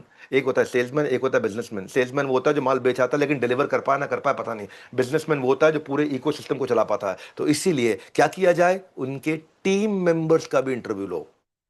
चौथा पॉइंट, यानी कि जिसको आप काम दे रहे हो उसके टीम मेंबर्स का भी इंटरव्यू लो। उसकी टीम में कौन कौन है, उनकी टीम से भी बोलो, बोलो मैं पूरी टीम से मिलना चाहता हूं आपकी। एक मुलाकात कर लो, चाहे जूम पे कर लो, चाहे मिलके कर लो, चाहे फिजिकली कर लो, लेकिन मुलाकात करो डिटेल में, उनकी पूरी टीम को भी चेक करो। हो गए 4 पॉइंट। मैंने बोला था 7 बताऊंगा, 5वां सुनो। जब उसके साथ में जो मैंने हरकीरत को बताया, अभी हरकीरत सिंह से बात करें, चंडीगढ़ के पास में प्रोजेक्ट है इनका। हाँ, तो जब मैंने उनको बताया, क्या बताया कि उसके साथ में जिसको भी धंधा दे रहे हो उसके साथ 3 चीजें डिफाइन कर लो। कितने दिन में करेगा, किस कॉस्ट में करेगा, और काम की क्या क्वालिटी होगी। टाइम गोल, कॉस्ट गोल, स्कोप गोल, ये तीनों अपने कॉन्ट्रैक्ट में डिफाइन कर लो। कितने दिन में करेगा, वो 30 दिन में करूंगा। कितने रुपए में करेगा, वो 2 लाख रुपए में करूंगा। क्या क्या उसके अंदर करेगा, स्कोप, बोले ये 5 काम करूंगा। अब आपने 2 लाख को जैसे ही 1.5 करने की कोशिश करी, उसने स्कोप घटा दिया। आपने जैसे ही 30 दिन को 15 दिन करने की कोशिश करी, उसने स्कोप घटा दिया या उसने प्राइस बढ़ा दिया। ये 3 पिलर को कैलकुलेट करके चलो। ये कॉन्ट्रैक्ट में पहले लिखा होना चाहिए, किस तारीख को काम मिलेगा, एग्जैक्टली क्या काम मिलेगा, और कितने रुपए में मिलेगा। ये 3 चीजें लिख लो अपने कॉन्ट्रैक्ट के अंदर। उसके साथ में कितनी बता दीजिए अभी तक मैंने? 5। अब सुनो छठा पॉइंट। छठा पॉइंट क्या है? जो कॉस्ट ऑफ सर्विस है उसको जब आप कॉन्ट्रैक्ट बनाओगे, है ना, तो वो कॉस्ट ऑफ सर्विस में एफर्ट स्कोर और रिजल्ट स्कोर दोनों लिखने हैं। वो क्या करेगा और हमें क्या मिलेगा, ये दोनों चीजें होनी चाहिए। ये नहीं हो कि बोले भाई साहब मैं बिलेबल आवर्स के पैसे ले रहा हूं। बेंगलुरु में बहुत चलता है ये। बेंगलुरु ने पूरे यूएस को इसी तरह से सेट कर रखा है जहां से हमारे को बहुत पैसा आता है आईटी कंपनीज में। बिलेबल आवर्स, बिलेबल आवर्स, ये क्या है, इसको क्या बोलते हैं साधारण भाषा में? हाँ, जरीवाला जी, साधारण भाषा में क्या बोलते हैं इसको? बोलते हैं ठेके पे काम कर रहा है। ठेके पे नहीं कर रहा, दिहाड़ी पे। कितना घंटा काम किया? 8 घंटे के दिहाड़े है बाबूजी। अच्छा, कितना? और जितना हो जाए, हमारे तो 8 घंटे का पैसा बन जाएंगे। नहीं, बिलेबल आवर्स नहीं चाहिए मेरे को। एफर्ट स्कोर और रिजल्ट स्कोर क्लियरली ड्राफ्टेड होना चाहिए। कितना एफर्ट करेगा और क्या आउटकम आएगा, आउटकम क्या आएगा वो भी डिफाइंड होना चाहिए। अभी मान लो मैंने किसी सोशल मीडिया की टीम को बोला भाई हमारे बारे में आपने पोस्ट करना है, ये चीजें पोस्ट करनी है। तो वो बोलेगा ठीक है सर, हम 100 पोस्ट करेंगे डिजाइन करके बढ़िया से बढ़िया। ये एफर्ट स्कोर है। रिजल्ट स्कोर है कि 100 पोस्ट के बाद में व्यूअरशिप कितना आएगा। मुझे व्यूअरशिप बताओ, मुझको एंगेजमेंट बताओ, मुझे लाइकेबिलिटी बताओ, मुझे शेयरेबिलिटी बताओ। तो वो हो गया रिजल्ट स्कोर। आउटकम क्या है, नंबर ऑफ लीड्स कितनी आएंगी वो बताओ। तो जब आपने एफर्ट स्कोर भी डिफाइन कर दिया, कितनी पोस्ट डालेगा, रिजल्ट स्कोर भी डिफाइन कर दिया, कितनी लीड्स आएंगी या क्या आउटकम आएगा, क्या रिजल्ट आएगा, ये दोनों को आपको कॉन्ट्रैक्ट में डालना है। और 7वां पॉइंट, कॉन्ट्रैक्ट ढंग से बनाना है, देख के बनाना है, बार बार बनाना है। अपने deal breaker, deal maker, protection for legal arbitration आपको पहले ही करके चलना है। ये चीज डील ब्रेकर है, ये चीज डील मेकर है ना। आपको लॉयर की शुरू में जरूरत पड़ेगी ताकि आप अच्छा कॉन्ट्रैक्ट बनाओ जब आप बड़ा बिजनेस किसी और को देने वाले हो, कि आप मेरे बिहाफ पे करोगे और आप मुझे करके दोगे। देखो, वकील आपको इसलिए नहीं चाहिए होता कि आप कोर्ट में केस जीत जाओ। भाई लोगों, वकील इसलिए चाहिए होता है कि कोर्ट में कभी जाना ही ना पड़े। फिर से बोल देता हूं, वकील इसलिए नहीं चाहिए होता कि कोर्ट में केस जीत जाओ। वकील इसलिए चाहिए होता है कि कभी कोर्ट में जाना ही ना पड़े। वो ऐसे आपको लीगल टर्म्स को ड्राफ्ट करके दे। तो मैंने ये 7 चीजें बताई, इन 7 चीजों को ध्यान दो। जब भी किसी बाहर वाले को काम देते हो तो आपको आइडियल एमबीए रन करना है। आई का मतलब है इंटीग्रेशन, 3 लोगों का काम एक आदमी से कराओ। डी का मतलब है डेलीगेशन, जो काम कोई और आपकी टीम में कर सकता है उससे कराओ। ई का मतलब है एलिमिनेशन, जिस काम में मार्जिन मल्टीप्लाइड बाय वेलोसिटी नहीं है उसको बाहर कर दो। ए का मतलब है ऑटोमेशन, जो काम टेक्नोलॉजी से कर सकते हैं तो 10 लोगों का काम 2 आदमी से हो जाए। एल का मतलब है लिबरेशन, जो काम आउटसोर्स कर सकते हैं, लिबरेट कर सकते हैं, वो लिबरेट कर दें। Integration, delegation, elimination, automation, liberation, IDEAL। मैं सब फ्रेमवर्क में बिलीव करता हूं। मेरे को थ्योरी नहीं चाहिए, मुझे एग्जीक्यूशन चाहिए। जो मेरे साथ जुड़ता है उसको मालूम है इसका दिमाग खाली एग्जीक्यूशन में चलता है। जो अप्लाई कर सकते हैं वही बात करते हैं, हवा हवाई बात करते नहीं है। जान लगा देंगे, एड़ी छोटी का जोड़ लगा दे, कुछ नहीं लगाना भाई। ध्यान से अटेंड करो, फ्रेमवर्क अटेंड करो, फ्रेमवर्क इंप्लीमेंट करो, तभी आपको फायदा होगा। प्रांशु सर देखो, मैंने आपको पहले भी बताया कि हमारी जर्नी अब सिर्फ ऑनवर्ड एंड अपवर्ड है। हमारे साथ जो जो कंपनीज आई हैं 2-2 महीनों में उन्होंने रेवेन्यूज को अपने डबल किए हैं। ये लीडरशिप फनल का एक इंपैक्ट है। इसलिए हाथ जोड़ के मैं सबसे रिक्वेस्ट करूंगा प्रांशु सर, नॉन सीरियस लोग लीडरशिप फनल में ना आए, कोई फायदा नहीं है। आपको लच्छा पराठा, दाल मखनी, शाही पनीर खानी है वो वैसे जाके खा लो, हम भी खिला देते हैं वहां पे, और कहीं भी खा सकते हो, है ना। आपका भी नुकसान होगा और एक कोई डिजर्विंग एंटरप्रेन्योर बेचारा जिसकी कुर्सी थी वहां बैठने के लिए वो नहीं बैठ पाया आपके चक्कर में, तो उसका भी नुकसान होगा। यहाँ सिर्फ वही लोग आए जो बिजनेस की ग्रोथ को लेकर के सीरियस हैं। तो मैं एग्जीक्यूशन पे फोकस करता हूँ, और जो लोग सीरियस हैं उनके लिए दिवाली, उनके लिए उनको मुझे मालूम है कि दिवाली मतलब धंधे का टाइम है। ऐसे में टाइम लेट करना मतलब प्रॉफिट से हेट करना। ये 2 क्वार्टर बचे हैं आपके पास, अक्टूबर, नवंबर, दिसंबर, जनवरी, फरवरी, मार्च। ये 2 क्वार्टर्स को बिल्ड करने की तैयारी करनी है। इस क्वार्टर में फाउंडेशन और JFM जनवरी, फरवरी, मार्च के अंदर पूरे साल का टर्नओवर खींच डालेंगे मीटर डाउन करके। Over to you Pranshu sir. Amazing sir, amazing. किसी ने पूछा है सर, नमस्ते सर, मेरा नाम अर्पित जैन है और मैं नोएडा में आईटी कंपनी चलाता हूँ जिसका ये रोनिका जैन जी का भाई तो नहीं है? हम्म। हो सकता है सर। तो नहीं, मेरे से गलती हो गई तो भाई नहीं बोलना चाहिए, हो सकता है उनका मित्र हो, जैसे हरकिरत जी नाराज हो गए थे, मैं बोला था आपकी बहन आई, बोला नहीं नहीं मेरी फ्रेंड थी। है कि नहीं है? ये गड़बड़ हो जाती है, आपने खुद से नहीं बोलना चाहिए, बोलना चाहिए वो कौन है कि नहीं है? नहीं तो क्या है, हरकिरत जी कल को नाराज हो जाए, बोला यार मैं लीडरशिप फंड में आया, बताओ मैं अपने दोस्त को ले गया, उसको बहन बता दिया, तो टेंशन हो गई। है कि नहीं है? तो ठीक है, okay, jokes apart, let's get serious, over to you Pranshu sir. Sir, RP Jain मेरा नाम है। नोएडा में मैं आईटी कंपनी चलाता हूं जिसका साल का रेवेन्यू अभी 12 करोड़ है। पिछले साल में काफी पैसे खर्च कर चुका हूं एम्प्लॉइज पर बहुत उम्मीद से आपके पास आया हूं क्योंकि आपके बारे में बहुत सुना है मैंने। सर, मैंने बहुत अच्छे एक्सपीरियंस्ड लोगों को लाकर एक बहुत अच्छी टीम बनाई है। उनको अच्छे से अच्छा ट्रेनिंग, सैलरी, एनुअल अप्रेजल देता हूं। व्हेन दे वाह, क्या बात है। हम्म। When they join, they are motivated, talented, experienced. But after joining, I feel they get lost. How do I build their focus? इनको ऐसा कैसे डेवलप करूं कि ये हाई क्वालिटी परफॉर्मेंस डिलीवर करें? ये सवाल है जैन जी का। अच्छा, तो मतलब मैं ये समझ रहा हूँ प्रांशु जी, जैन साहब आपसे ये कहना चाह रहे हैं कि जब जी। मैं लाता हूं उनको, यानी कि जब तक वो बाहर थे किसी और के साथ काम कर रहे थे, तब तक वो मोटिवेटेड भी थे, टैलेंटेड भी थे, एक्सपीरियंस्ड भी थे, कॉम्पिटेंट भी थे। जी। मैंने अप्रेजल भी दे दिया, मैंने ज्वाइनिंग पे उनको अच्छी तनख्वाह भी दे दी, लेकिन जब लेकर के आ जाता हूं तो जी। फिर उनका फोकस नहीं होता, फिर उसके बाद वो ढीले पड़ जाते हैं, दे गेट लॉस्ट, ऐसा कुछ बोला आपने। यस, और ऐसे सर बहुत सारे लोगों ने, मैंने नाम आरपी जैन सर का लिया है, ऐसे बहुत सारे लोगों ने सवाल पूछा है। बहुत बढ़िया, बहुत बढ़िया। ठीक है, 4C लिखो, 4C, 4C, सारे के सारे लिखो फटाफट, जल्दी पेन पे उठाओ फटाफट, फ्री में अटेंड कर रहे हो, इसका मतलब ये नहीं है कि फोकट का है तो मतलब वैल्यू नहीं है। ध्यान से अटेंड करो, फटाफट से लिखो 4C। पहला चीज, जब आदमी को लाते हो तो पहला चीज, सबसे पहली चीज चाहिए उसको क्लैरिटी, एग्जैक्टली क्लियरली उसको पता होना चाहिए कि अभी कहां है, जाना कहां है, कैसे जाएंगे। क्लैरिटी, क्लैरिटी के अंदर 3 चीजें हैं। क्लैरिटी, क्या करना है, कंसिस्टेंसी, लगातार यही करना है, कन्विक्शन, करना ही करना है।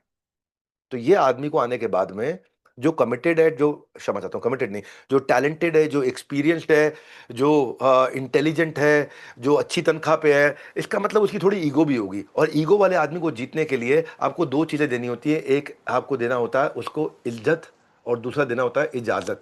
2 चीजें देनी होती है, एक देना होता है इज्जत, दूसरा देना होता है इजाजत। 50,000 रुपये से नीचे का जो आदमी होता है ना, वो तनख्वाह के लिए काम करता है। 50,000 रुपये से ऊपर का आदमी जो है ना, वो तनख्वाह प्लस इज्जत के लिए काम करता है, इसको हमेशा याद रखना है ना। अब सुनने में कठोर लगेगा, क्षमा चाहता हूँ, 50,000 से नीचे तनख्वाह वाले लोगों से भी मैं हाथ जोड़ के क्षमा चाहता हूँ, पर सच्चाई ये है कि जैसे जैसे आदमी सीनियर होता जाता है, तो उसके बाद खाली तनख्वाह उसके लिए सब कुछ नहीं, आपने इज्जत उनको कितनी दी। अब इज्जत के साथ में उनको एकदम कंप्लीट क्लैरिटी, एग्जैक्टली पता होना चाहिए कि उन्हें क्या करना है। ये है पहला C, क्लैरिटी। केपीआई होना चाहिए उसका, केपीआई, मेरा एक रोल क्या है, टॉप 3 गोल क्या है, और मेरा रोल क्या है, टॉप 3 गोल क्या है। डांस कर, भंगड़ा डाला मनीष जी, हाँ। सब ध्यान से सुनो मेरे साथ में, और मेरा रोल क्या है, एक रोल 3 गोल, एक रोल 3 गोल, एक रोल 3 गोल। उसको पता होना चाहिए मेरा रोल है, मैं एचआर में हूँ, ये एक रोल है। 3 गोल क्या है, मेरे को ये हायरिंग करना है, मुझे, मैं सोशल मीडिया में हूँ, मेरा रोल है, मेरे ये 3 गोल है। हर एक को उसका अपना रोल क्लैरिटी, गोल क्लैरिटी पता होना चाहिए। ये रोल क्लैरिटी, गोल क्लैरिटी हो गया पहला C। दूसरा, कंपनी में जब आता है उसे कंप्लायंस पहले पता होना चाहिए कि हमारे यहाँ पॉलिसी क्या है, रूल्स क्या है, रेगुलेशंस क्या है, नियम क्या है, कानून क्या है, उसका एसओपी बना लो। नहीं है तो आओ लीडरशिप फोरम में, हमारे कोच से बोलो, आपको एसओपी बना के दे देगा। आपको पूरे के पूरे क्या क्या आपके पॉलिसी डॉक्यूमेंट्स कैसे होने चाहिए, प्रोसेस डॉक्यूमेंट्स कैसे होने चाहिए, एचआर के एसओपी डॉक्यूमेंट्स कैसे होने चाहिए, आपको अपना कोच आपको दे देगा डॉक्यूमेंट। तो पहला हो गया क्लैरिटी, दूसरा हो गया कंप्लायंस, तीसरा हो गया कल्चर। कल्चर आपको लगातार vision mission value, vision mission value, vision mission value, ये लगातार देना पड़ेगा आपको। ये टाउन हॉल करने पड़ेंगे। टाउन हॉल मतलब एक साथ सब लोगों को एड्रेस करना। टाउन हॉल मतलब जूम कॉल पे अपने सारे एम्प्लॉयज़ को एड्रेस करना, अगर बहुत सारे एम्प्लॉय अलग बहुत सारी ब्रांचेस में है। टाउन हॉल मतलब अगर छोटी कंपनी है, एक ही साथ बैठे हैं, एक ही फैक्ट्री के अंदर, एक ही ऑफिस में है, तो हर हफ्ते बैठ करके उनके साथ में आधे घंटे की मीटिंग करना, उनको अपनी कंपनी का विजन मिशन और अपने वैल्यूज़, जो आपके वैल्यू, जो संस्कार है, वो उनको बताना बार बार, ताकि वो आपके साथ दिल से जुड़े। तो इसमें मुद्दा क्या है, कल्चर। कल्चर जो तीसरा C है, तीसरा C कल्चर। इस कल्चर के अंदर मुद्दा क्या है, मुद्दा बड़ा सिंपल है कि देखो, नेगेटिविटी अपने आप फैलती है, पॉजिटिविटी फैलानी पड़ती है। फिर से बोलता हूं मैं, नेगेटिविटी अपने आप फैलती है, पॉजिटिविटी फैलानी पड़ती है। नेगेटिव न्यूज अपने आप फैलेगी आपके बारे में, पॉजिटिव न्यूज के लिए आपको जोर लगाना पड़ेगा। आपको कल्चर ऐसा बिल्ड करना पड़ेगा कि लोग आपके साथ जुड़े। तो गोल्डन स्टेटमेंट क्या है, you don't want people with their hand and legs, आंखें बंद करके बोल रहा हूं, you want people with their head and heart. वाह, क्या बात निकल के आई। हाँ, you don't want people with their hand and legs, you want people with their head and heart. हाँ, खुद ही स्वाद आ रहा है मेरे को इतना, कि जब आदमी दिल और दिमाग के साथ आएगा तो वो जान लगा देगा। आग जो है ना, पीछे नहीं लगानी है। हाँ, आग पीछे नहीं लगानी, आग सीने में लगानी है। सीने में लगाओगे तो आदमी जो है ना, पीछे लगाओगे तो जल जाएगा, उसके आग लगाओगे पीछे, भाग भाग पीछे आग लगाओगे, भाग मिल्खा भाग, नहीं भागेगा नहीं, जल जाएगा। आप सीने में आग लगाओगे तो इतिहास रच देगा। तो बड़ा इंपॉर्टेंट है। तो मैं 3 सी बता चुका हूँ। एक आपको बताया क्लैरिटी, हाँ, दूसरा आपको मैंने क्या बताया, कंप्लायंस नियम क्या, तीसरा मैंने आपको बताया कल्चर कैसे बिल्ड करें ताकि मुझे उसका हेड एंड हार्ट मिले, खाली हैंड एंड लेग्स ना मिले, और चौथा कनेक्शन, यानी कि उसका हॉरिजॉन्टल और वर्टिकल कनेक्शन। वर्टिकल ऊपर नीचे हो गया, वो किसको रिपोर्ट करेगा, उसको कौन रिपोर्ट करेंगे। हॉरिजॉन्टल उसको आजू बाजू किसके साथ काम करना है। हॉरिजॉन्टल और वर्टिकल कनेक्शन उसका आते ही जुड़ाव करवा दो, ताकि वो जितना इन्वॉल्व हो जाएगा उतना अच्छा काम करेगा। Involvement is directly proportional to commitment. जितना आदमी इन्वॉल्व होएगा उतना अच्छा काम करेगा। अगर आप टीम को खाली इन्फॉर्म करोगे तो मजा नहीं आएगा, लेकिन अगर आप टीम को इन्वॉल्व करोगे तो वो बहुत मोटिवेटेड रहेंगे। अगर आप टीम को खाली, अगर आपने इन्वॉल्व करना शुरू कर दिया तो आपके लिए अपनी जान भी दे देंगे, लेकिन अगर खाली इन्फॉर्म करते रह गए तो फिर तो वो आपकी जान भी ले लेंगे। तो आपको कौन सा आदमी चाहिए, जो अपनी जान भी दे दे या जो हर समय आपकी जान ले ले। तो आपको ये समझना है कि involvement is directly proportional to commitment. जितना इन्वॉल्व करोगे उतना कमिटमेंट आएगा। अब आते हैं अगले पॉइंट पे। अगला पॉइंट है catch people doing right things. अगर कल्चर तैयार करना है तो ये याद रख लो, लिख लो, लिखो फटाफट से, लिखो लिखो लिखो, catch people doing right things. जल्दी लिखो, भूल जाओ, कोई फायदा नहीं होने वाला है ना। आपका ही समय, आप यहाँ पे समय अपना इन्वेस्ट करने आए हो कि स्पेंड करने आए हो, आपको डिसाइड करना। आप समय अपना खर्च करने आए हो कि निवेश करने आए हो, उसका निर्णय आपको लेना है। तो मैंने क्या बोला आपको, golden statement, catch people doing right things.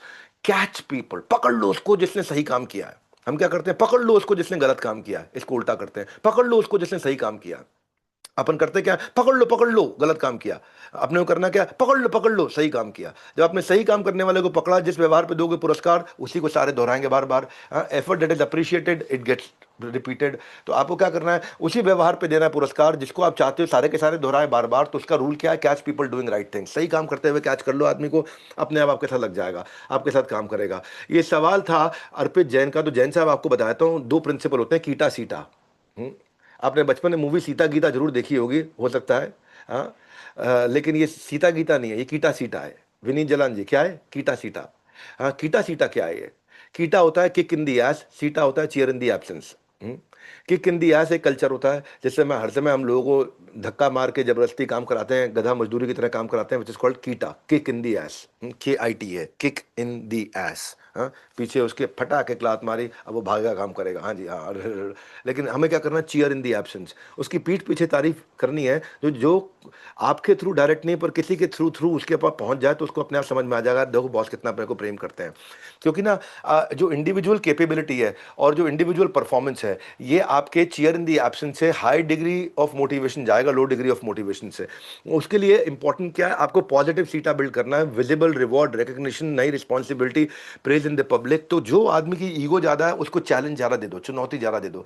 जितना बड़ा चैलेंज आप उसको दोगे, उससे सवाल पूछो, क्या लगता है इसको डबल कैसे करें, क्या लगता है इसमें क्या इंप्रूवमेंट लाया जा सकता है, क्या लगता है इस अगले 1 क्वार्टर में आप क्या अचीव करके दिखा सकते हो, क्या लगता है। आप उसको चैलेंज दे दो, वो अपने आप काम करेगा। आप उसको चैलेंज दो, है ना। अच्छे लीडर को हमेशा उसको उसको उसको जिसकी ईगो जितनी ज्यादा हाई है उसको चुनौतियां, चैलेंजेस उतने ज्यादा पसंद है। वो चैलेंज दोगे ना तो भागेगा वो, है ना। लेकिन अगर उसकी आप चैलेंज नहीं दिया आपने उस आदमी को, तो क्या करेगा, तंग करेगा। इसलिए आप जो है ना, कीटा मत करो, किक इन दी एस नहीं। किक इन दी एस मतलब कंट्रोल पैराडाइम। एक होता है release paradigm, control paradigm, control करके काम कराना। एक होता है रिलीज पैराडाइम, उसके सारे पोटेंशियल को रिलीज कर देना, वो खुद भागे अपने आप ना भगाए, वो अपने आप भागे, है ना। वो होता है इन्वॉल्वमेंट से, आप इन्फॉर्म नहीं करें, इन्वॉल्व कर लें, तो उसको बोलेंगे रिलीज पैराडाइम, उसका पोटेंशियल निकल के आएगा। एक होता है कंट्रोल पैराडाइम। लेकिन इन दोनों से भी अच्छा होता है ग्रोथ पैराडाइम। ग्रोथ पैराडाइम सबसे ज्यादा अच्छा होता है। ये क्या है, स्पोर्ट्स माइंडसेट के होते हैं, ये फैमिली ओरिएंटेड नहीं होते हैं, ये स्पोर्ट्स माइंडसेट के खिलाड़ी हैं, इनको जीतना है, लोग जीतना चाहते हैं, उनको जिताओ। आप धंधे को गेमिफाई करो, उनको खिलाओ, उनको उसको इतना गेमिफाई कर दो, लोग जीतना चाहते हैं उनको जिताओ। People want to win, make it a winnable game. अगर उसको गेम बना दिया, स्पोर्ट्स बना दिया, वो जीतना चाहते हैं, स्कोर बोर्ड चालू हो गया तो उनको लगा भागेगा, अरे थोड़ा सा रह गया, बस थोड़ा सा रह गया, भागेगा तो गेम बन जाएगा, एनर्जी आ जाएगा पूरा, है ना। पूरे माहौल के अंदर हिलने लग जाएंगे। तो मैंने क्या बताया आपको, एक है कंट्रोल पैराडाइम, हर समय कंट्रोल करके रखूंगा। एक है रिलीज पैराडाइम, मैं उनके पोटेंशियल को रिलीज कर दूंगा। एक है ग्रोथ पैराडाइम जो कि स्पोर्ट्स का पैराडाइम है, वो सबसे ऊपर पैराडाइम है। एक है हिडन पैरासाइट, ये चौथा भी है, हिडन पैरासाइट। ये कुछ ऐसे भी पैरासाइट होते हैं जो छोटी छोटी तनख्वाहों पे आकर के एम्प्लॉय आपके यहाँ पे काम कर रहे होते हैं। जब ये कंपनी में ज्वाइन करते हैं प्रांशु रंजन जी, ये नहीं देखते कि यहाँ पे करना क्या है, ये ढूंढते हैं यहाँ पे चलती किसकी है। ये नहीं देखते यहाँ पे आके करना क्या है, ये ढूंढते हैं यहाँ पे चलती किसकी है।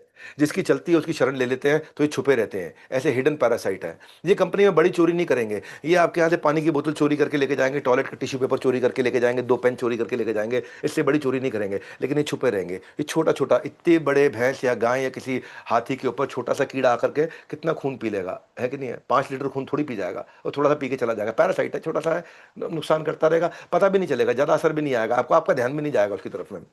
तो ये मैंने आपको 4 पैराडाइम बताए। ये 4 पैराडाइम कौन से? Control paradigm, growth paradigm, release paradigm या हिडन पैरासाइट। तो आपको पॉजिटिव सीटा बिल्ड करना है और catch people doing right things को याद रखना है। जैसे ही आपने catch people doing right things किया तो आपको सबको समझ में आ जाएगा, बॉस यहाँ काम करोगे ना तो मेरिटोक्रेसी है, मेरिट पे यहाँ पे बॉस जो है ना मेरिट पे सबको आगे बढ़ाता है। काम करके दिखाओ, यहाँ पे इज्जत मिलती है, काम करके दिखाओ, यहाँ पैसा मिलता है। क्यों? क्योंकि आपने वो किया, आपने जब वो करके दिखाया, आपने बाद आपने जैसे किसी ने अच्छा काम किया आपने सबके सामने तारीफ कर दी। किसी को डांटना है तो अकेले में तारीफ करनी है, और सबके सामने समझ में आ जाएगा। इस बात पे तारीफ की जाती, सारे वही करने लग जाएंगे, इस बात पे तारीफ की जाती, सारे वही करने लग जाएंगे। अरे प्रांशु सर सुनो ध्यान से, people don't do what you expect, they do what you inspect. Oh क्या गोल्डन स्टेटमेंट है, पकड़ो ध्यान से, लिख लो, लिख लो उसको। People don't do what you expect, they do what you inspect. लोग वो काम नहीं करते जो आप उनसे बोलोगे कर लो कर लो कर लो, लोग वो काम करते हैं जिसकी आप चेकिंग करोगे। आप जिस चीज को चेक करना शुरू कर दोगे वो काम होने लग जाएगा। आप जिस चीज को चेक करना शुरू कर दोगे, people don't do what you expect, they do what you inspect. हाँ, इसलिए दर्जी भी क्या करता है, 2 बार नाप 1 बार काट, आते ही नहीं काटना शुरू कर देता है, पहले 2 बार नापेगा फिर 1 बार काटेगा। तो जिस चीज को आप 2 बार नाप लोगे ना उसमें गलती नहीं होने वाली है। जिस एम्प्लॉय को जिस एरिया पे, जिस केपीआई पे, जिस की परफॉर्मेंस इंडिकेटर पे, जिस काम पे आप उसको चेक करना शुरू कर दोगे वो काम वो ठीक करेगा। जिस पे चेक करना बंद कर दोगे वो काम करना बंद कर देगा। बड़ा सिंपल सा रूल है, people don't do what you expect, they do what you inspect. इसीलिए catch people doing right thing, जो चीज आप चाहते हो सब करें, उस चीज के लिए पब्लिक में तारीफ करना शुरू कर दो, सारे लोग अपने आप करने लग जाएंगे। प्रांशु सर मैं चलते रहूंगा, ऐसे आप रोक दिया करो बीच में मेरे को। अगला प्रश्न ले लो आप। सर मन में यही करता है कि आप चलते ही रहो, पर ठीक है, सवाल सबके लेने हैं मुझे। अगला सवाल पूछा है। अच्छा, अब मैं सबको बता दूं, एक बहुत बड़ा सरप्राइज, एक बहुत बड़ा गुड न्यूज लेके आया हूँ। गुड न्यूज क्यों लेके आया हूँ? क्योंकि सुप्रीम कोर्ट ने फाइनली, क्या होता है ना, ईमानदारी दिखाना बहुत मुश्किल होता है, इल्जाम लगाना बहुत आसान होता है। तो हमारे को 2 साल लग गए ये समझाने में कि हम ईमानदार थे, और फाइनली सुप्रीम कोर्ट ने बोल दिया। तो इस पे एक बहुत बड़ा गुड न्यूज भी लेके आया हूं, जो मीटिंग के एंड में एक सरप्राइज लेके आया हूं आपके लिए, जो बताऊंगा। अगला सवाल पूछा है सर सुभाष जी ने, सुभाष सहरावत जी ने पूछा है, पानीपत में एक इलेक्ट्रॉनिक्स रिटेल स्टोर चलाता हूं मैं। यहां पे हम मोबाइल, हेडफोन, ब्लूटूथ स्पीकर, सभी प्रकार के इलेक्ट्रॉनिक गैजेट बेचते हैं। सर ऑनलाइन का प्रेशर इतना ज्यादा है कि कस्टमर आता तो है लेकिन या तो खरीदता नहीं है, और अगर गलती से कुछ खरीद भी ले तो वापस लौटकर कभी नहीं आता है। सर प्लस कुछ ऐसा बताइए कि कैसे मैं अपने कस्टमर को रिटेन कर पाऊं और वो मेरे पास वापस आए, बार बार आए। तो बेसिकली कस्टमर रिटेंशन का सवाल है। इलेक्ट्रॉनिक गैजेट्स है, वही माल बेच रहे हैं, सारे के सारे बेच रहे हैं, ऑनलाइन भी बिक रहा है। इसीलिए इनको लग रहा है कि भाई कस्टमर आया, एक बार लिया, या यहाँ से आकर के उसने हमारे साथ आकर के देख लिया प्रोडक्ट स्पेसिफिकेशन, ऑनलाइन जाके खरीद लेता है, कस्टमर रुकता नहीं है। पहला रूल क्या है, याद रखो, एक कस्टमर एक सेल नहीं होना चाहिए। एक बार और, एक कस्टमर एक सेल नहीं होना चाहिए। एक बार और, एक कस्टमर एक सेल नहीं होना चाहिए। अपना ना एवरेज अपना जो एवरेज ट्रांजैक्शन वैल्यू है उसको बढ़ा दो, कॉम्बोज लॉन्च करने शुरू कर दो, है कि नहीं है? कुछ चीज़ें ऐसी करो जिससे क्या, देखो पता क्या, मोमोज के बारे में सुना ना, मोमोज के बारे में आप जानते हो? संजय मित्तल जी, मोमोज खाए हैं कभी? संजय मित्तल जी, प्रेम शंकर जी, मोमोज खाए नहीं खाए कभी? अब मोमोज जो होते हैं ना, वो ठेले पे भी लड़का खड़ा होता है ना? अच्छा, 20 रुपए का मोमो का प्लेट बेचता है, उसमें 4-5 मोमो भी होते हैं, हरी चटनी, लाल चटनी, स्वीट चिली सॉस, मुंह में पानी आ गया होता है, मोमोज बेच रहा होता है। अब मोमो 20 रुपए का बिक रहा है। अब मोमोज तो मोमोज ही है ना, 20 रुपए के बिकेंगे, बहुत हो गया, 30 रुपए के बिक जाएंगे। ज्यादा आपने अच्छे बना दिए, 40-50 रुपए के बिक जाएंगे, पर है तो मोमोज ही ना। अब मोमोज से कोई 300 रुपए थोड़ी देगा। तो वाव मोमोज को बहुत दिक्कत आ रही थी। जब वाव मोमोज को इतनी दिक्कत आने लगी, भाई दिक्कत आ रही, दिक्कत आ रही, दिक्कत आ रही, तो उन्होंने क्या किया, कॉम्बोज बनाने शुरू कर दिए।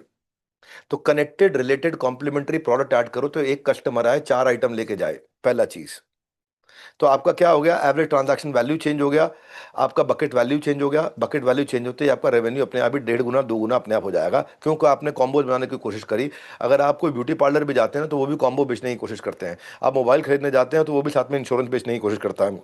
आप ब्लड टेस्ट कराने जाते हो, 4 ब्लड टेस्ट कराते हो, तो वो भी आपको क्या करता है, 108 ब्लड टेस्ट का कॉम्बो पकड़ा देता है कि ये पूरा का पूरा ही कर देंगे हम लोग। आज अगर आप किसी बगीचे के अंदर माली से कुछ पौधे खरीदने जाते हो तो वो डेकोरेटिव आइटम भी बेच देता है आपको। ये भी क्या कॉम्बोज है। आंख बंद कर रहा हूँ, आइडिया आते जा रहे हैं दिमाग में बहुत सारे। तो ये कनेक्टेड, रिलेटेड, कॉम्प्लीमेंट्री बहुत सारे प्लॉट होते हैं, इन पे ध्यान दो। अब आपको क्या करना है, इसके अलावा जो भी कस्टमर आया है उसको डिलाइट इंजीनियरिंग क्रिएट करके दो। डिलाइट इंजीनियरिंग का मतलब है, देखो पता है क्या, humans are emotional and business is logical. ये दोनों साथ में चलते नहीं है। मैं खुद ही स्वाद बहुत लेता हूँ साथ में बोलते बोलते ना, मजा आता है। Humans are emotional and business is logical. Business number पे चलता है, ह्यूमन इमोशन पे चलता है। दोनों को कैसे जोड़ना है, आपने क्या करना है, अपने इमोशनल कस्टमर को उससे लॉजिकल बिजनेस कराने के लिए पहले उसके इमोशन को जीतना है, पहले उसके दिल को जीतना है। जब आपने उसके दिल को जीत लिया तो बिल आप अपने आप भर के जाएगा। वो दिल और बिल ये साथ में चलते हैं। अगर आपकी डीलिंग ठीक हुई तो फिर आपकी फीलिंग ठीक होगी, तो भी आपकी डीलिंग ठीक होगी। कस्टमर की फीलिंग ठीक होगी तो डीलिंग ठीक होगी। अभी समझ लेते डिलाइट इंजीनियरिंग होता क्या है। पहले पकड़ लो delight engineering. Delight engineering, delight engineering यानी कि जाने से पहले पीक एंड रूल, उसका इमोशन पीक पे होना चाहिए जिससे मैं वो जा रहा हूं आपके गले से निकल के। पानीपत के महाराज ध्यान से सुनो, पानीपत में बहुत लड़ाई हुई थी, लेकिन आपको नहीं करनी लड़ाई। आपको क्या करना है, पानीपत में जब कस्टमर आपके यहां से निकल रहा हो, सबको बता रहा हूं आंसर, खाली पानीपत के महाराज को नहीं बता रहा हूं, सारे सुन लो। कुछ low cost high impact emotion create करने वाली एक्टिविटी सोचो दिमाग में। क्या बोला मैंने, लो कॉस्ट लेकिन हाई इंपैक्ट इमोशन।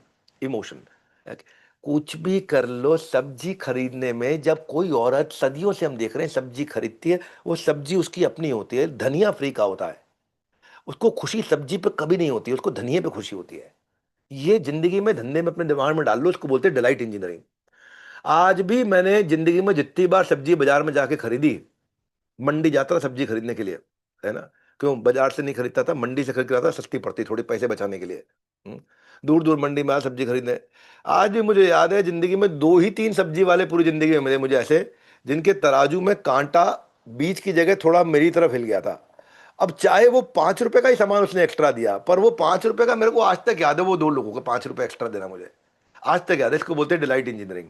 जिंदगी में दोबारा लेना होगा उसी से लूंगा। डिलाइट इंजीनियरिंग का मतलब है लो कॉस्ट लेकिन हाई इंपैक्ट। ऐसा कर दिया कि उसके बाद मैं हर बार उसके पास जाता था। क्यों, मेरे को ये नहीं कि उसके 5 रुपए से आज मैं कमा के करोड़पति बन गया, पर यह है कि वो इमोशन क्रिएट करके दिया उसने, लो कॉस्ट हाई इंपैक्ट। तो ऐसे क्या कर सकते हो, आपको सोचना पड़ेगा। जाते वक्त क्या उसको no question asked return policy दे सकते हो, या कोई एक्सटेंडेड वारंटी उसको जाते वक्त दे सकते हो, एकदम मुस्कुरा दे, या कोई उसको बर्थडे सरप्राइज दे सकते हो, इस महीने आपका बर्थडे था, या उसको कोई फ्री वाईफाई दे सकते हो जिससे मैं वो बैठा हुआ था, या उसको कोई फ्री ऑल्ट्रेशन दे सकते हो, कपड़े दिए तो बोला आपको फ्री ऑल्टर करना हो तो हम करा देंगे आपको, आप चिंता मत करिएगा, आप हमारे परिवार के। या फ्री में आपने खिलाए हुए 2 समोसे भी उसको बहुत भारी पड़ जाते हैं, उसको लगता है भैया खिलाया है इसने, अब तो खरीद के जाना पड़ेगा। फ्री में आपने उसको 1 गिलास लस्सी भी पिला दिया ना, जोर से आवाज मार करके, ओ बेटा ओए ताज वाली ओबरॉय वाली लस्सी लाइयो, और समझ गया। अब वो कस्टमर ना बेचारा इतना दबाव में आ जाता है, ताज वाली ओबरॉय वाली लस्सी भाई 20 रुपए की थी, बाजार से लेकर, लेकिन जब प्यार से उसने पिलाई ना, बड़ा आपको अपना मान करके, तो वो सर बोलते डिलाइट इंजीनियरिंग। आपने उसको गिफ्ट रैपिंग, सर मैं इसको रैप करके दे दूं, है ना, घर पे बच्चों के पास लेके जाओगे ना, वो जब खोलेंगे, वो खोलने का एक्सपीरियंस से आपके चेहरे पे मुस्कुराहट आ जाएगी। आप भी कहते हो कितना सोचता है बंदा। अब वो रैपिंग के 20 रुपए एक्स्ट्रा लगने थे, लेकिन वो उसको 2000 रुपए नहीं, उसको आपके 20 रुपए पसंद आए। वो 2000 रुपए की ट्रांजैक्शन करी, उसकी वैल्यू नहीं, वो आपको 20 रुपए उसका पसंद आए। इसे क्या बोलेंगे, पीक एंड रूल। जाते वक्त इमोशन को ऊपर लेके जाओ। क्या आप उसे बोल दो कि आपने सामान ले लिया, भाई साहब कहाँ आप उठाते फिरोगे, चिंता मत करो, मैं free and fast home delivery करा देता हूँ आपके घर पे। Free and fast home delivery आपने बोल दिया, उसने यार ये कितना सोचता है कि मेरे को उठा के लेके जाना पड़ेगा, ये लड़का साथ में भेज रहा है मेरे। ये छोटी छोटी जो चीज़ें होती है ना, या कोई फ्री अपग्रेड दे दिया आपने उसको, यानी होटल्स में भी होता है फ्री रूम अपग्रेड दे देते हैं, मुस्कुराहट आती है। आप फ्लाइट में भी फ्री सीट का अपग्रेड देते हैं, या आपने उसको जिस समय बैठा हुआ वो खाली 3 मिनट खाली, तो उसके सामने आपने एक ट्रे भेज दिया, लड़का लेकर के, वहाँ पे 5 मैगजीन पड़ी है, वो ट्रे लेकर के ऐसे मुस्कुरा करके गया, ऐसे लेकर के, सर आप क्या पढ़ना चाहेंगे, कोई मैगजीन, कुछ नहीं, वो मैगजीन पढ़ के वापस रख देगा, है कि नहीं। मैगजीन में पन्ना फाड़ के थोड़ी जेब में डाल के ले जाएगा, ये न्यूज़ अच्छी लग रही है इसका पन्ना फाड़ के ले जाऊं। लेकिन आपने कहा खाली वो जेस्चर है, एक्सपीरियंस क्रिएट करके दे रहे हो आप उसे। आपने कोई कस्टमाइजेशन बोल दी कि मैं उसका एक्स्ट्रा कॉस्ट नहीं लूंगा, आपने उसके लिए एक्सप्रेस चेकआउट करके दे दिया, या आपने उसके साथ में कोई पेट आया तो पेट फ्रेंडली एम्यूनिटी क्रिएट कर रखी है, वो आपको देखना पड़ेगा कस्टमर कौन है, किस प्रकार का आपका। या आपने कोई आइटम, आप कोई बंदा आपके पास, अगर कोई सेलर आता है, सेलर बाहर नहीं बोल रहा हूं, वो अपना नया प्रोडक्ट लॉन्च करना चाहता है, उसको बोलो मुझे कुछ फ्री सैंपल दे के जाओ। तो ऐसे फ्री सैंपल इकट्ठे करते रहो, जो भी अच्छा कस्टमर लगे, आपको लगे जिसका आरएफएम अच्छा है, रीसेंसी फ्रीक्वेंसी मॉनिटरी अच्छा है, फ्री सैंपल पकड़ाओ, सर ये ट्राई करके देखिएगा कैसा लगता है। अरे मुस्कुराहट आ जाती है।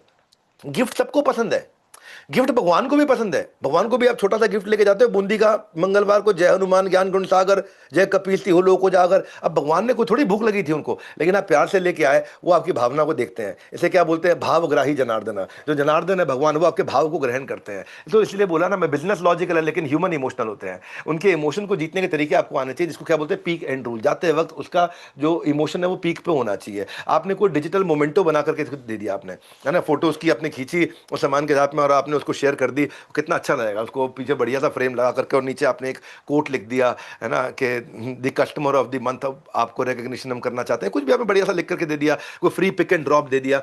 कितनी चीजें कर सकते हैं। मुद्दा क्या है, अगर वो आपके पास आके मांग रहा है और खरीद नहीं रहा तो आपकी सेल्स की टीम कमजोर है।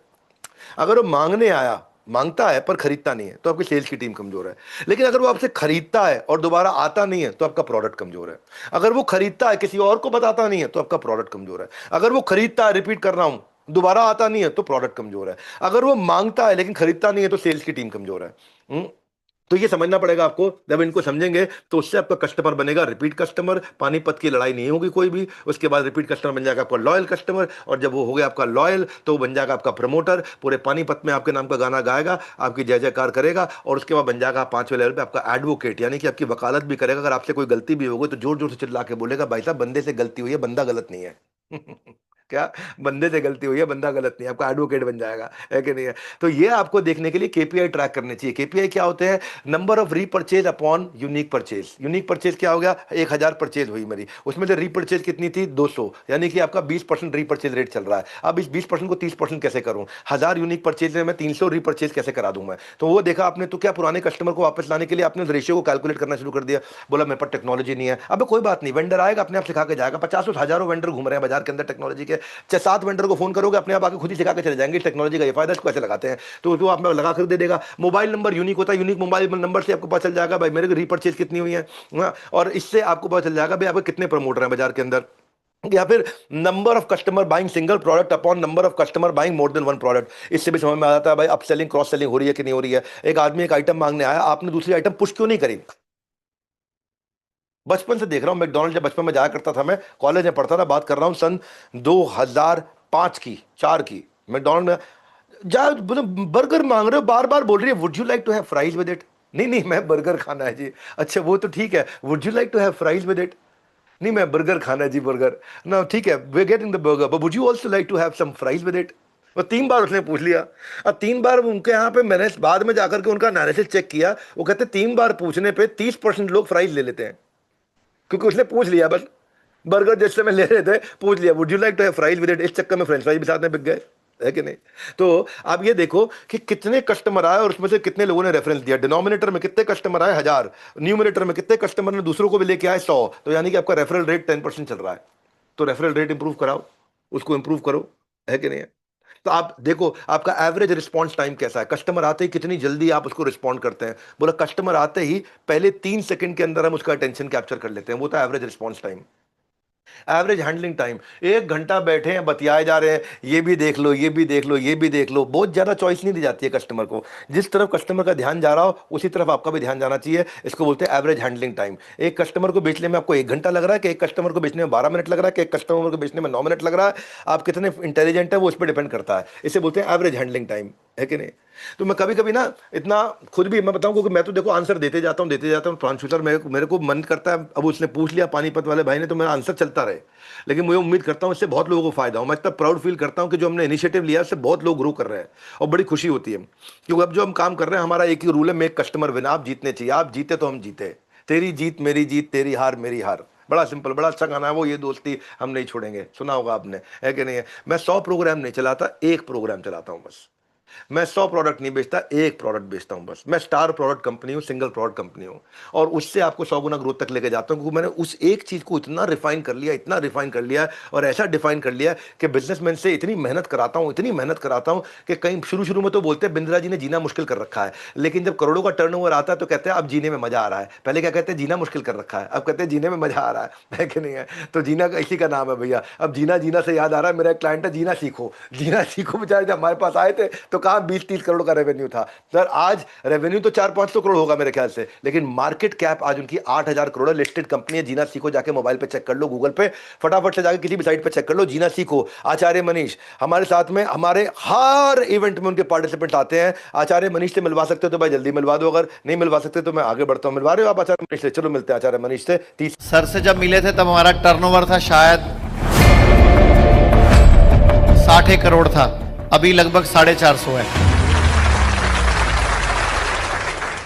2017 में मैं भी सर से पहली बार यहाँ एज ए पार्टिसिपेंट ही मिला था। 2016 में सर चंडीगढ़ आए थे, उसके बाद 16 में हमारी दोस्ती हुई, तो 17 में लीडरशिप फनल इनका एक प्रोग्राम होता है ना, उसमें हमारी कंपनी के 17-18 लगातार अब तक हम अपनी कंपनी से हर बार इनके लीडरशिप फनल में 10, 15, 20, 25 पार्टिसिपेंट भेजते रहते हैं। जो कंपनी नई ज्वाइन करता है कि सीखो बिजनेस के गुर, तो अच्छी जगह है, आप लोग भी सीखो, आगे बढ़ो। सर से जब मिले थे तब हमारा टर्नओवर था शायद 60 करोड़ था, अभी लगभग 450 है। अभी हम लोग पूरे भारत में हमारे आयुर्वेदिक हॉस्पिटल्स की चेन है और अभी लगभग 58 हॉस्पिटल्स हो चुके हैं और 70 के लगभग क्लिनिक्स है। धन्यवाद, थैंक यू। ये जो जीना सीखो में कंपनी है, अगर आप इसका मार्केट कैप चेक करोगे, कंपनी को लिस्टिंग कराया, आईपीओ तक लेके गए, 450 करोड़ 500 करोड़ तो इनका रेवेन्यू है। ये वीडियो भी थोड़ा पुराना हो गया, परंतु आज इनका मार्केट कैप 8,000 करोड़ पार कर चुका है। इस समय 8,000 करोड़ पार कर चुके हैं। देखो, अगर सही स्ट्रैटेजी और फ्रेमवर्क से बिजनेस बड़ा करना कोई मुश्किल बात नहीं है। बहुत लोगों ने कर लिया तो आप क्यों नहीं कर सकते? जब इतने लोग कर चुके हैं तो आप क्यों नहीं कर सकते? कमाल है, क्यों रुक रहे हो आप लोग? ये जर्नी है आइडिया टू आईपीओ। आप अगर 5, 10, 20 करोड़ पे कहीं अटके हो, 2 करोड़ पे कहीं अटके हो, व्हाट्सएप पे आपको पी लिखना, वो याद रखिएगा, तभी आपको डिटेल्स मिलेंगी। तो मैं आगे बढ़ता हूँ। Pranshu sir, over to you. Thank you so much sir. मैं फैन होता चला जाता हूँ सर, मतलब फैन से बड़ा कोई शब्द नहीं मिल रहा है मुझे, वरना मैं वो यूज करता। बहरहाल ऐसा है, पी तो लिखना है, लेकिन एक बहुत बड़ा सरप्राइज है। आप पूछ सकते हो जिसने बुलाया है उससे, मैं तो मीटिंग के एंड में बताऊंगा, लेकिन अभी के अभी आप पी लिख के, हो सकता है वो आपको बता दे। बहरहाल सर, एक क्वेश्चन पूछा है मेरे से, मतलब ये क्वेश्चन काफी आया था कि सर लीडरशिप फनल प्रोग्राम इतना महंगा आखिर क्यों है, ये सवाल पूछा गया है। ये सवाल स्किप कर सकते हैं, या हंस को मन नहीं कर रहा है मेरा आंसर देने का, पर फिर भी मैं समझा देता हूँ। सी, कोई भी चीज महंगा होता है, सबसे पहला सवाल आपके मन में आना चाहिए, महंगा इन कंपैरिजन टू व्हाट? महंगा इन कंपैरिजन टू व्हाट, है ना? वैल्यू होती है ना? आपको हवाई जहाज भी मुंबई लेके जा रहा है और ट्रेन भी मुंबई लेके जा रही है, लेकिन स्पीड का अंतर कितना? 10 गुने का अंतर है।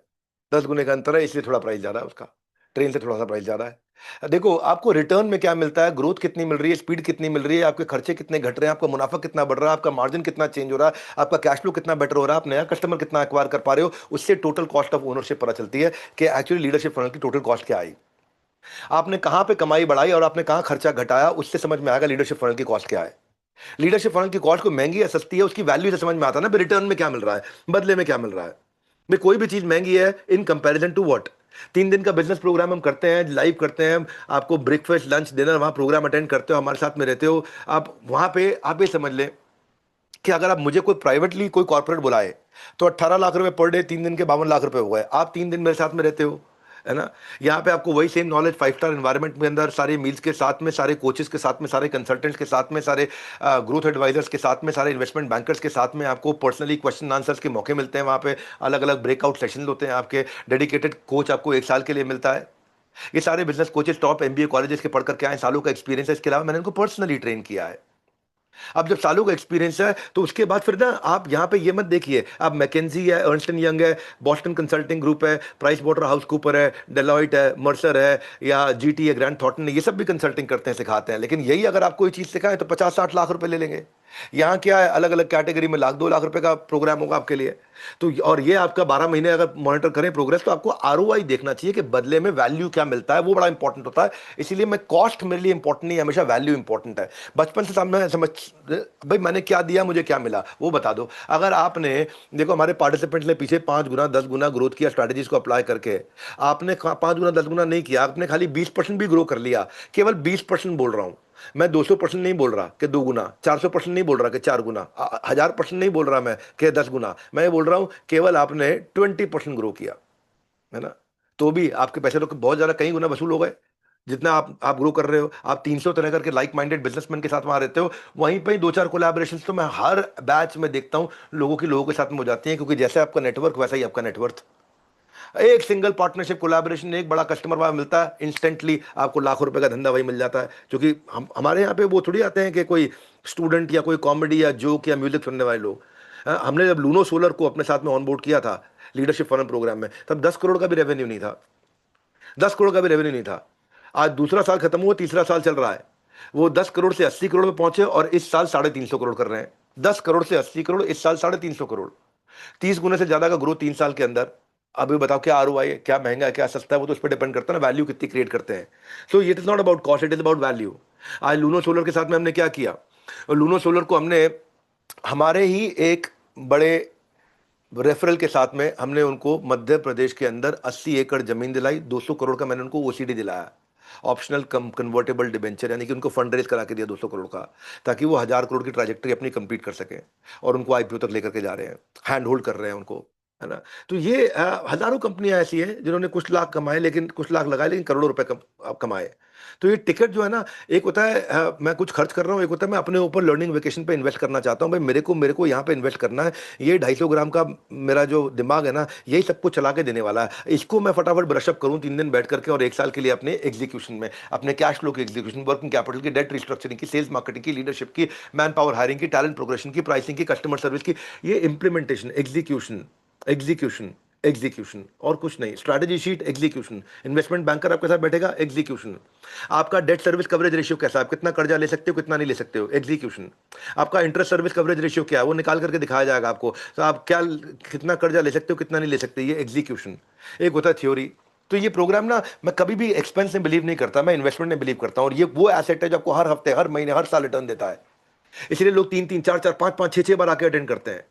अभी आपने सुना आज एक बंदे से, वो तीसरी बार अटेंड करने आया, पहले बार था 2 करोड़ पे, उसके बाद पहुंचा 750 करोड़ पे, 2,500 करोड़ पे, क्या बोल रहा है, 25,000 करोड़ पे जाना चाहता हूं, मैं तीसरी बार अटेंड करने आया हूं। तो आपको एग्जांपल समझाता हूं, जो लोगों ने पैसा लगाया प्रोग्राम में, वो प्रॉफिट को मल्टीप्लाई किया, टर्नओवर को कई गुना किया, 6 महीने के अंदर फ्रेंचाइज मॉडल लॉन्च कर दिए, बिजनेस के डिस्ट्रीब्यूशन नेटवर्क लॉन्च किए, एक्सपोर्ट्स को बिल्ड किया। अगर धंधे को लेकर सीरियस हो तो अपने बिजनेस एडवाइजर को व्हाट्सएप पे पी लिख करके भेजो, नहीं सीरियस हो तो कोई बात नहीं, वैसे तो हमारे फ्री क्वेश्चन आंसर बीच बीच में कभी ना कभी होते रहते हैं। Over to you Pranshu sir.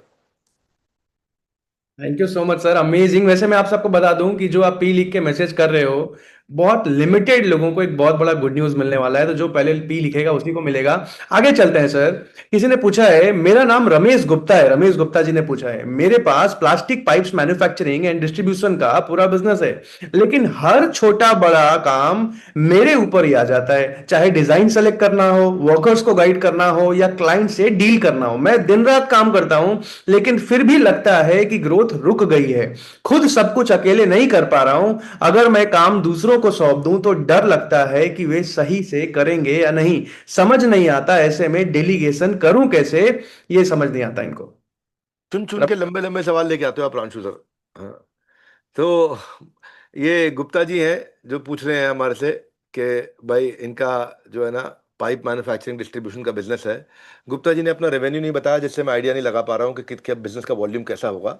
पर पाइप मैन्युफैक्चरिंग डिस्ट्रीब्यूशन के अंदर मेरे को मार्जिन का आइडिया है, कितना परसेंट मार्जिन, 6% के आसपास मार्जिन होना चाहिए। अगर मैं कॉम्स को देखूं बाजार में, मैं मान के चलता हूँ 40-50 करोड़ का रेवेन्यू जरूर कर रहे होंगे ये, क्योंकि इस समय ये वर्कर्स को गाइड करते हैं, क्लाइंट से डील कराने की बात कर रहे हैं, और वर्कर्स काम नहीं कर रहे, यानी कि डेलीगेशन में फंसे हैं, तो 40 करोड़ से ऊपर के रेवेन्यू पे नहीं होंगे। इतना तेज तो हमारा दिमाग काम करता है कि हम समझ जाते हैं क्या बंदा कहाँ कितना काम कर रहा है, और किस उसके सवाल की स्टेज से समझ में आ जाता है उसके पीछे के बैकग्राउंड में, उसका संसार में क्या चल रहा है।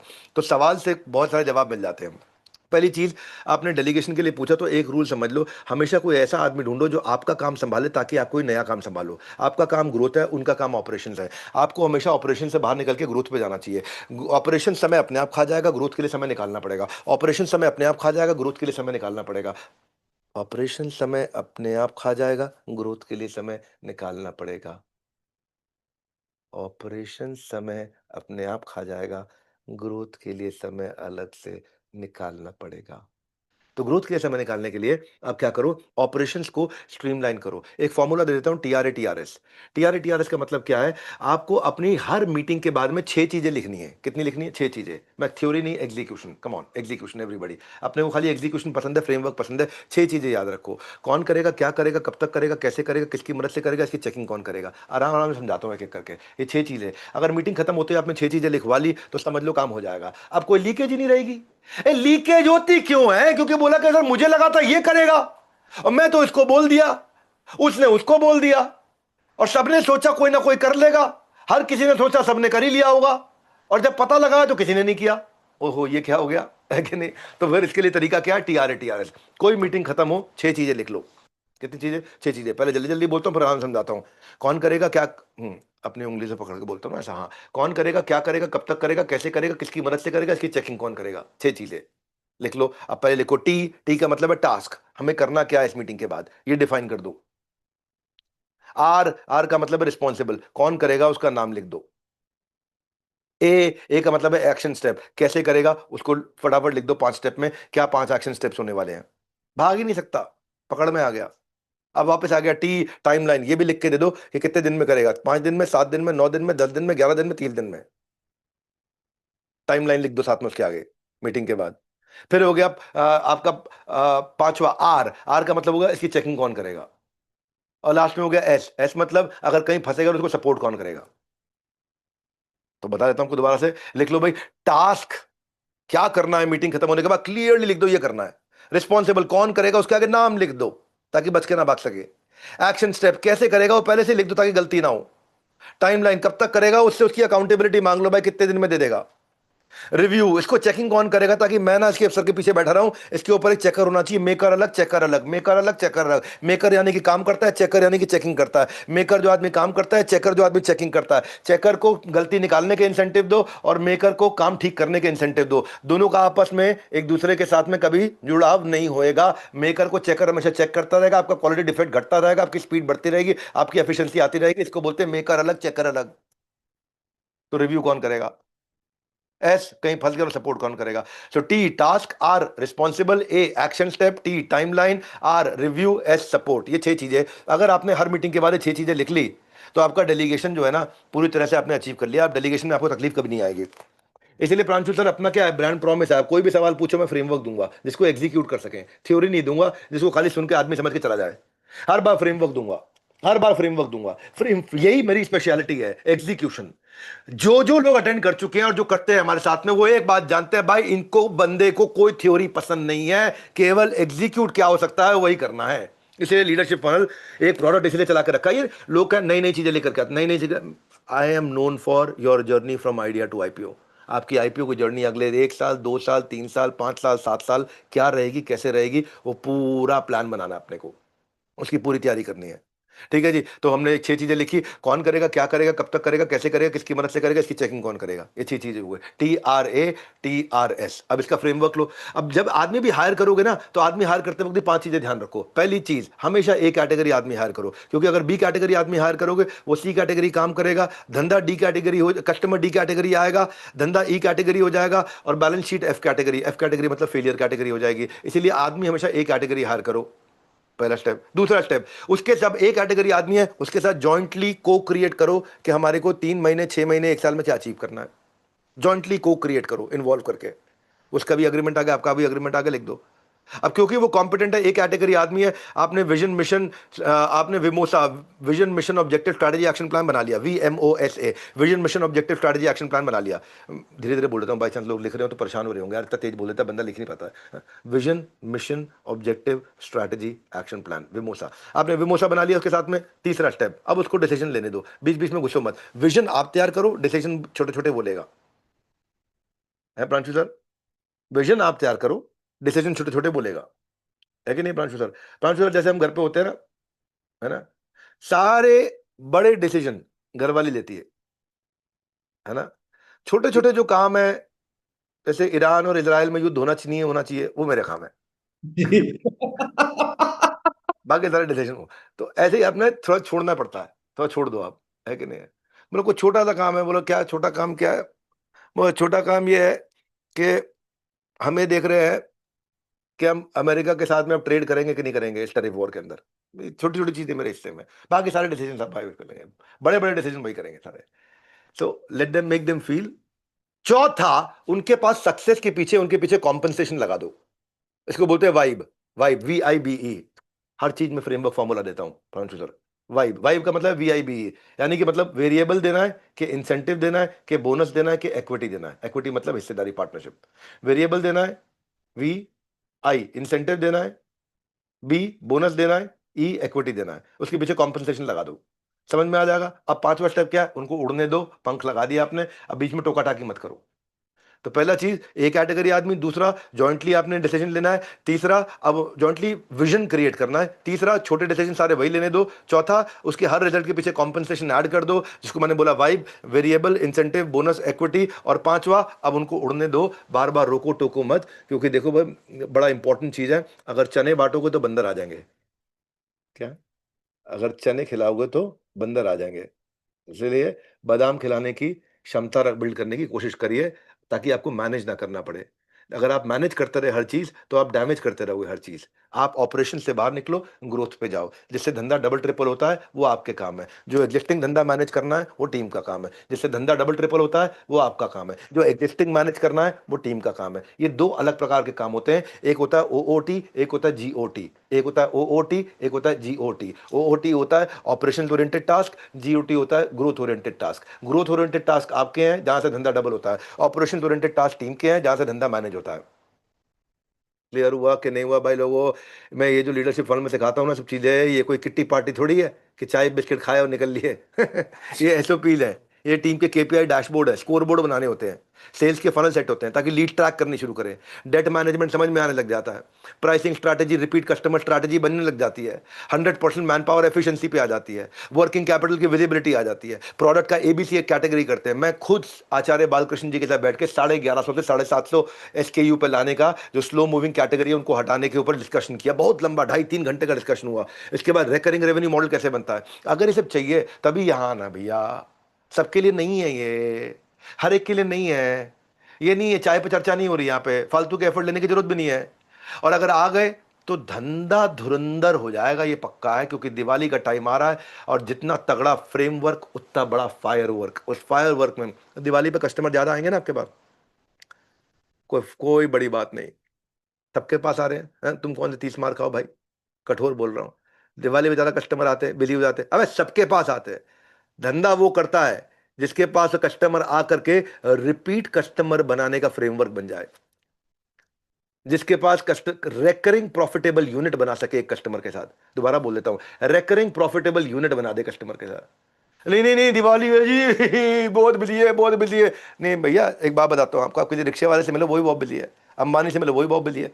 समय तो सबके पास बराबर है, डालमिया, सिंघानिया, बर्मन, जिंदल, मुंजाल, गोयनका, मोदी, मित्तल, टाटा, बिरला, अंबानी, अडानी, गोदरेज, हर एक के पास बराबर समय, और रिक्शा वाले के पास भी उतना समय। उसको बोलो भैया तुम सीख जाओ, नहीं बहुत बिजी है, बहुत बिजी। मैं इसीलिए बता रहा हूँ, बिजीनेस नहीं चाहिए, बिजनेस चाहिए। बिजीनेस नहीं चाहिए, बिजनेस चाहिए आपको। दिवाली पे जो कस्टमर आएगा ना, वो बार बार कैसे आए, उसका फ्रेमवर्क बना के जाओ, है कि नहीं है? तभी तो बनेगी बात। Over to you Pranshu sir, एक क्वेश्चन और ले लेते हैं, तगड़ा वाला दे दो, कोई एक जबरदस्त वाला दे दो, ऐसा बिल्कुल जिससे घबरा ही जाए। सर विनय श्रीवास्तव जी का सवाल लेते हैं फिर, लखनऊ से विनय श्रीवास्तव जी। हालांकि आप घबराते नहीं हो सर किसी सवाल से, तो मैं कैसे ऐसा सवाल दे दूं, पर लेते हैं ये सवाल। विनय श्रीवास्तव जी लखनऊ से हैं और दो बड़े कोचिंग इंस्टीट्यूट चलाते हैं, जहां वो सभी प्रकार की कोचिंग देते हैं। मेरे पास, उनका कहना है, मेरे पास 80 से ज्यादा एम्प्लॉइज हैं, जिसमें टीचर्स और सपोर्ट स्टाफ है, और इनके यहाँ पॉलिटिक्स बहुत ज्यादा है, यानी कि इंटरनल पॉलिटिक्स कंपनी में बात करना चाह रहे हैं। मेरा आधे से ज्यादा वक्त इनके झगड़े सुलझाने में निकल जाता है। कोई ऐसा तरीका बताइए जिससे मैं इस जंजाल से निकल सकूं और अपना ध्यान बिजनेस पर लगा सकूं। मेरा जन्म लखनऊ में हुआ था, और आप भी श्रीवास्तव जी लखनऊ से आए हैं। अब आप एक बात समझिए भैया, सबसे ज्यादा प्रधानमंत्री पॉलिटिक्स करने वाले लखनऊ से तो आए हैं, है कि नहीं? अब आपके यहाँ पॉलिटिक्स हो रही है तो कोई नई बात थोड़ी है, हो रही है पॉलिटिक्स, ठीक है, लेकिन इस पॉलिटिक्स को सुलझाया कैसे जाए? ये कल्चर से सुलझ सकती है पॉलिटिक्स। एक बार हाथ ऊपर लेकर के आप अपने आप को बोलिए कल्चर जादू कर सकता है, और हाथ ऊपर लेकर के बोलिए कल्चर ही बदबू भी कर सकता है। ये कल्चर है जो जादू कर सकता है, और ये आपकी कंपनी का कल्चर है जो बदबू कर सकता है। कल्चर ही जादू, कल्चर ही बदबू, दोनों। अगर खराब कल्चर होगा तो बदबू फैला देगा, और बढ़िया कल्चर होगा तो आपकी एब्सेंस में भी काम हो रहा होगा। वो बढ़िया कल्चर कैसे बिल्ड किया जाए, ये बड़ी इंपॉर्टेंट चीज है। पहली चीज रूल याद रख लो, आपकी कंपनी के अंदर equality is a wrong concept. अभी थोड़ी देर पहले बोल के हटा हूं मैं, fairness is the right concept. आपको सबके साथ फेयर होना है, लेकिन सब इक्वल नहीं है। जैसे आरएफएम में बताया था, रिसेंसी फ्रीक्वेंसी मॉनिटरी मैट्रिक्स के अंदर बताया था, सारे कस्टमर बराबर नहीं है, इसी तरह सारे एम्प्लॉय लीडर भी बराबर नहीं है। आपको फेयर रहना है, जो आदमी गलत कर रहा है वो बताना है, और जो आदमी सही कर रहा है वो बताना है आपको। ज्यादातर अच्छे लोग आपके अगर कभी छोड़ के आपको गए ना, अच्छे लोग अगर एक कैटेगरी आदमी छोड़ के गया है ना, तो जाते वक्त आप उसको बताते हो ना, यार तू तो अच्छा काम करता था, तू क्यों जा रहा है? तो उसे पता क्या लगता है, इस कई सालों से अच्छा काम कर रहा है, तब तो याद आई नहीं, अब जब जा रहा हूं तो याद आई। तो आपने ना उनको कभी वो रिक्वायर्ड रिकग्निशन जो था वो दिया नहीं। अगला प्रिंसिपल याद रखो, अपनी कंपनी के अंदर डाल दो, what you speak about others behind their back speaks about who you are. बहुत बढ़िया स्टेटमेंट बोली है मैंने ये। What you speak about others behind their back also speaks a lot about who you are. जो बात आप किसी से उसकी पीठ पीछे बोलते हैं, वही बात आपके बारे में बहुत कुछ बोल देती है कि आप कैसे हैं। जो बात आप किसी की पीठ पीछे बोलते हैं, वही बात आपके बारे में बहुत कुछ बोल देती है कि आप कौन है। What you speak about others behind their back also speaks a lot about you, who you are. तो इसीलिए कल्चर क्या बना दो कि कंप्लेन टू द कंप्लेनी और to the authority of complaining. दोबारा सुनो, अगर कंप्लेन करनी है तो सबसे नहीं करनी है, जिससे कंप्लेन है या उससे करनी है या उसके बॉस से करनी है, और किसी से नहीं करनी। ये रूल बना दो कंपनी में, पॉलिटिक्स खत्म हो जाएगी। कि कंप्लेन जिसको करनी है, आपको जिससे भी कंप्लेन है, या तो जिससे कंप्लेन है उससे करो या उसके बॉस से करो, किसी और से नहीं कर सकते, आपको अलाउड नहीं है। क्योंकि ठीक वो कर सकता है जिसके खिलाफ कंप्लेन है, या ठीक उसका बॉस कर सकता है जिसके जूनियर के खिलाफ कंप्लेन है। बाकी लोग ठीक नहीं करेंगे, खाली मजे लेंगे। और अपने को क्या है, मजा नहीं करना, जमा करना है धंधे में। मजा जमा, मजा नहीं करना, जमा करना है कि नहीं है? इसीलिए बड़ा इंपॉर्टेंट है कि कंप्लेन टू द कंप्लेनी और टू द अथॉरिटी ऑफ कंप्लेनी। बड़ा सिंपल है, हर एक को नहीं करनी है, हर एक से नेगेटिव बात करनी नहीं है, अलाउड ही नहीं है आपको। और अपना एक इंटरनल नेटवर्क तैयार करके रखो। आपके नवरत्न होने चाहिए। अकबर इतना ज्यादा स्ट्रांग पावरफुल इसीलिए हुआ क्योंकि उसके पास अपने नवरत्न थे। अकबर पढ़ा लिखा नहीं था बिल्कुल, लेकिन उसने हजारों किताबें पढ़ ली थी। क्यों? उसके जो नवरत्न थे वो किताब पढ़ के उसको ऑडियो बुक की तरह सुनाया करते थे। अकबर बैठ जाते थे, किताब सुनते रहते थे। तो अपने नवरत्न तैयार करो जो develop an internal network and be vigilant, be informed. आपको पता रहना चाहिए क्या चल रहा है, अंडर करंट क्या है, और डेटा ड्रिवन अप्रोच फॉलो करो। आप जो दिख रहा है उस पर भरोसा मत करो, जो डेटा कह रहा है उस पर भरोसा करो, क्योंकि आपका बेटा झूठ बोल सकता है पर आपकी कंपनी का डेटा झूठ नहीं बोलता। तो डेटा के हिसाब से स्कोर बोर्ड चालू कर दो। जो आदमी परफॉर्म कर रहा है उसको तो सर पे बिठाने में भी कोई दिक्कत नहीं है, और जब स्कोर बोर्ड चल रहा होगा और जो आदमी परफॉर्म नहीं कर रहा उसको सर से आपको नहीं उतारना पड़ेगा, वो खुद ही उतर जाएगा, क्योंकि स्कोर बोर्ड में दिखाई पड़ रहा होगा उसको कि मैं काम नहीं कर रहा हूं। अगर वो सर पे चढ़ भी गया तो अपने आप उतर जाएगा ना, उसको स्कोर बोर्ड पर दिख रहा है कि भाई मैं काम नहीं कर रहा हूं, सबको दिख रहा है। आपको सिंपल विजिबल स्कोर बोर्ड बना दिया आपने, सिंपल है, विजिबल है, सबको दिख रहा है। तो अब इतना ट्रांसपेरेंट हो जाएगा, जो सर पे चढ़ने की कोशिश कर रहा था अपने आप नहीं चढ़ेगा, नीचे उतर जाएगा। और अगर 20% लोग ऐसे हैं जो 80% धंधा चला रहे हैं, उनको सर पे बैठाने में समस्या नहीं है। और आप क्या करो, बाकी के 80% जो धंधा चलाने में थोड़ा स्लो है उनको non cash based incentive performance के साथ लिंक करके दे दो। नॉन कैश बेस्ड इंसेंटिव कम से कम 108 प्रकार के होते हैं जो हम आपको मैनुअल में डाल के देते हैं। नॉन कैश बेस्ड इंसेंटिव जिसमें पैसा नहीं लगता, जो रिवॉर्ड एंड रिकग्निशन के ऐसे तरीके हैं जिनसे सामने वाले आदमी को बहुत इज्जत मिलती है, बहुत उसको मोहब्बत हो जाती है आपसे, है कि नहीं? फिर जो मैं आपको बता चुका हूं पहले, catch people doing right things, वो बड़ा इंपॉर्टेंट है। अगर आप सही काम करते हुए लोगों को पकड़ोगे, बाकी लोग भी वही करेंगे, क्योंकि कल्चर जादू कर सकता है, कल्चर बदबू कर सकता है। और फाइनली टाउन हॉल, जो मैं आपको बताया कल्चर ठीक करने के लिए, ताकि पॉलिटिक्स खत्म हो, बार बार टाउन हॉल करो। हफ्ते में एक बार माँ कसम मंडे, माँ कसम मंडे, माँ कसम मंडे, हर मंडे को टाउन हॉल करो बैठ के उनके साथ में।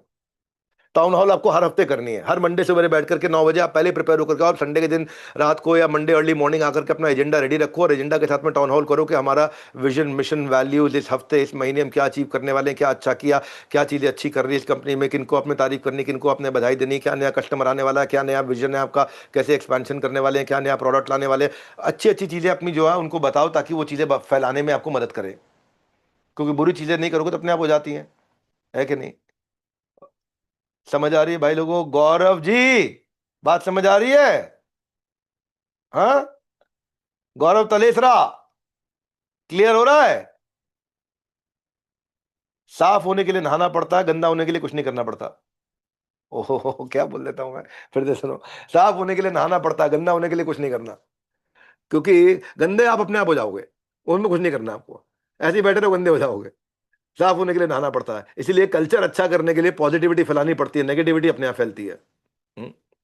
2017 से इस प्रकार के प्रिंसिपल्स के साथ मैं चलते आ रहा हूं लीडरशिप फनल प्रोग्राम में। हजारों कस्टमर्स ने अटेंड किया। हमारे एक जयपुर की एक कंपनी आई जिसके अंदर हमने कल्चर बिल्ड किया कम्युनिटी का, कि कम्युनिटी कैसे तैयार करें।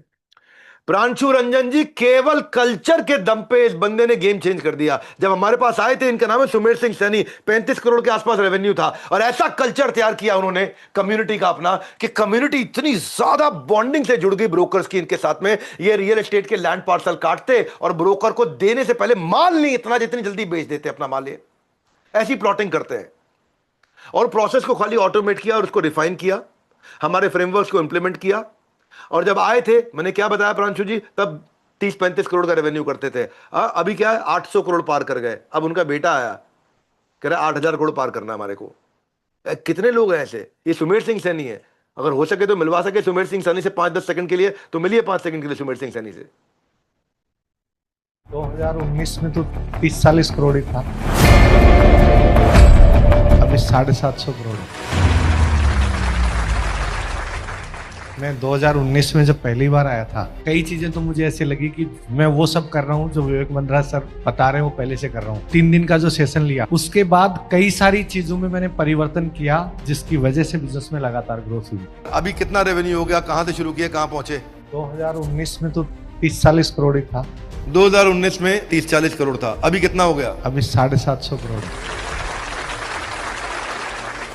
विवेक बिंद्रा सर का जो नॉलेज है वो काबिले तारीफ है। धन्यवाद, थैंक यू, थैंक यू, धन्यवाद, थैंक यू। ऐसी 10, 20, 50 नहीं, हजारों स्टोरीज हैं कि कोई बिजनेस की ग्रोथ का रास्ता लीडरशिप फनल से होकर जाता है। और लीडरशिप फनल का मतलब है आपकी जर्नी आइडिया टू आईपीओ। अगर आप भी ग्रोथ को ऐसे ग्राफ को बिल्ड करना चाहते हैं, याद रखना पी प्रांशु सर के नाम से हमने रखा है, पी है ना, और ये पी है ना, प्रांशु सर के नाम से आया है। इतना अच्छे बढ़िया से मुस्कुराते हैं, इसलिए आप अपने एडवाइजर को, जिसने भी आपको मैसेज किया है, जिसने भी आपको लिंक भेजा है, उसको पी लिख दो, आपको डिटेल लिख करके भेज देंगे। धन्यवाद प्रांशु सर। के देखो, गाड़ी में ब्रेक इसलिए नहीं होती कि आप गाड़ी को धीरे कर सको, गाड़ी में ब्रेक इसलिए होती है कि आपके पास में कॉन्फिडेंस रहे, आप गाड़ी और तेज चला सको, है ना। जब ब्रेक होगी तो आप गाड़ी और तेज चला पाओगे। क्यों? क्योंकि अब आपके पास ब्रेक है, आप 100 की स्पीड पे हो, जब रोकना पड़े रोक लोगे।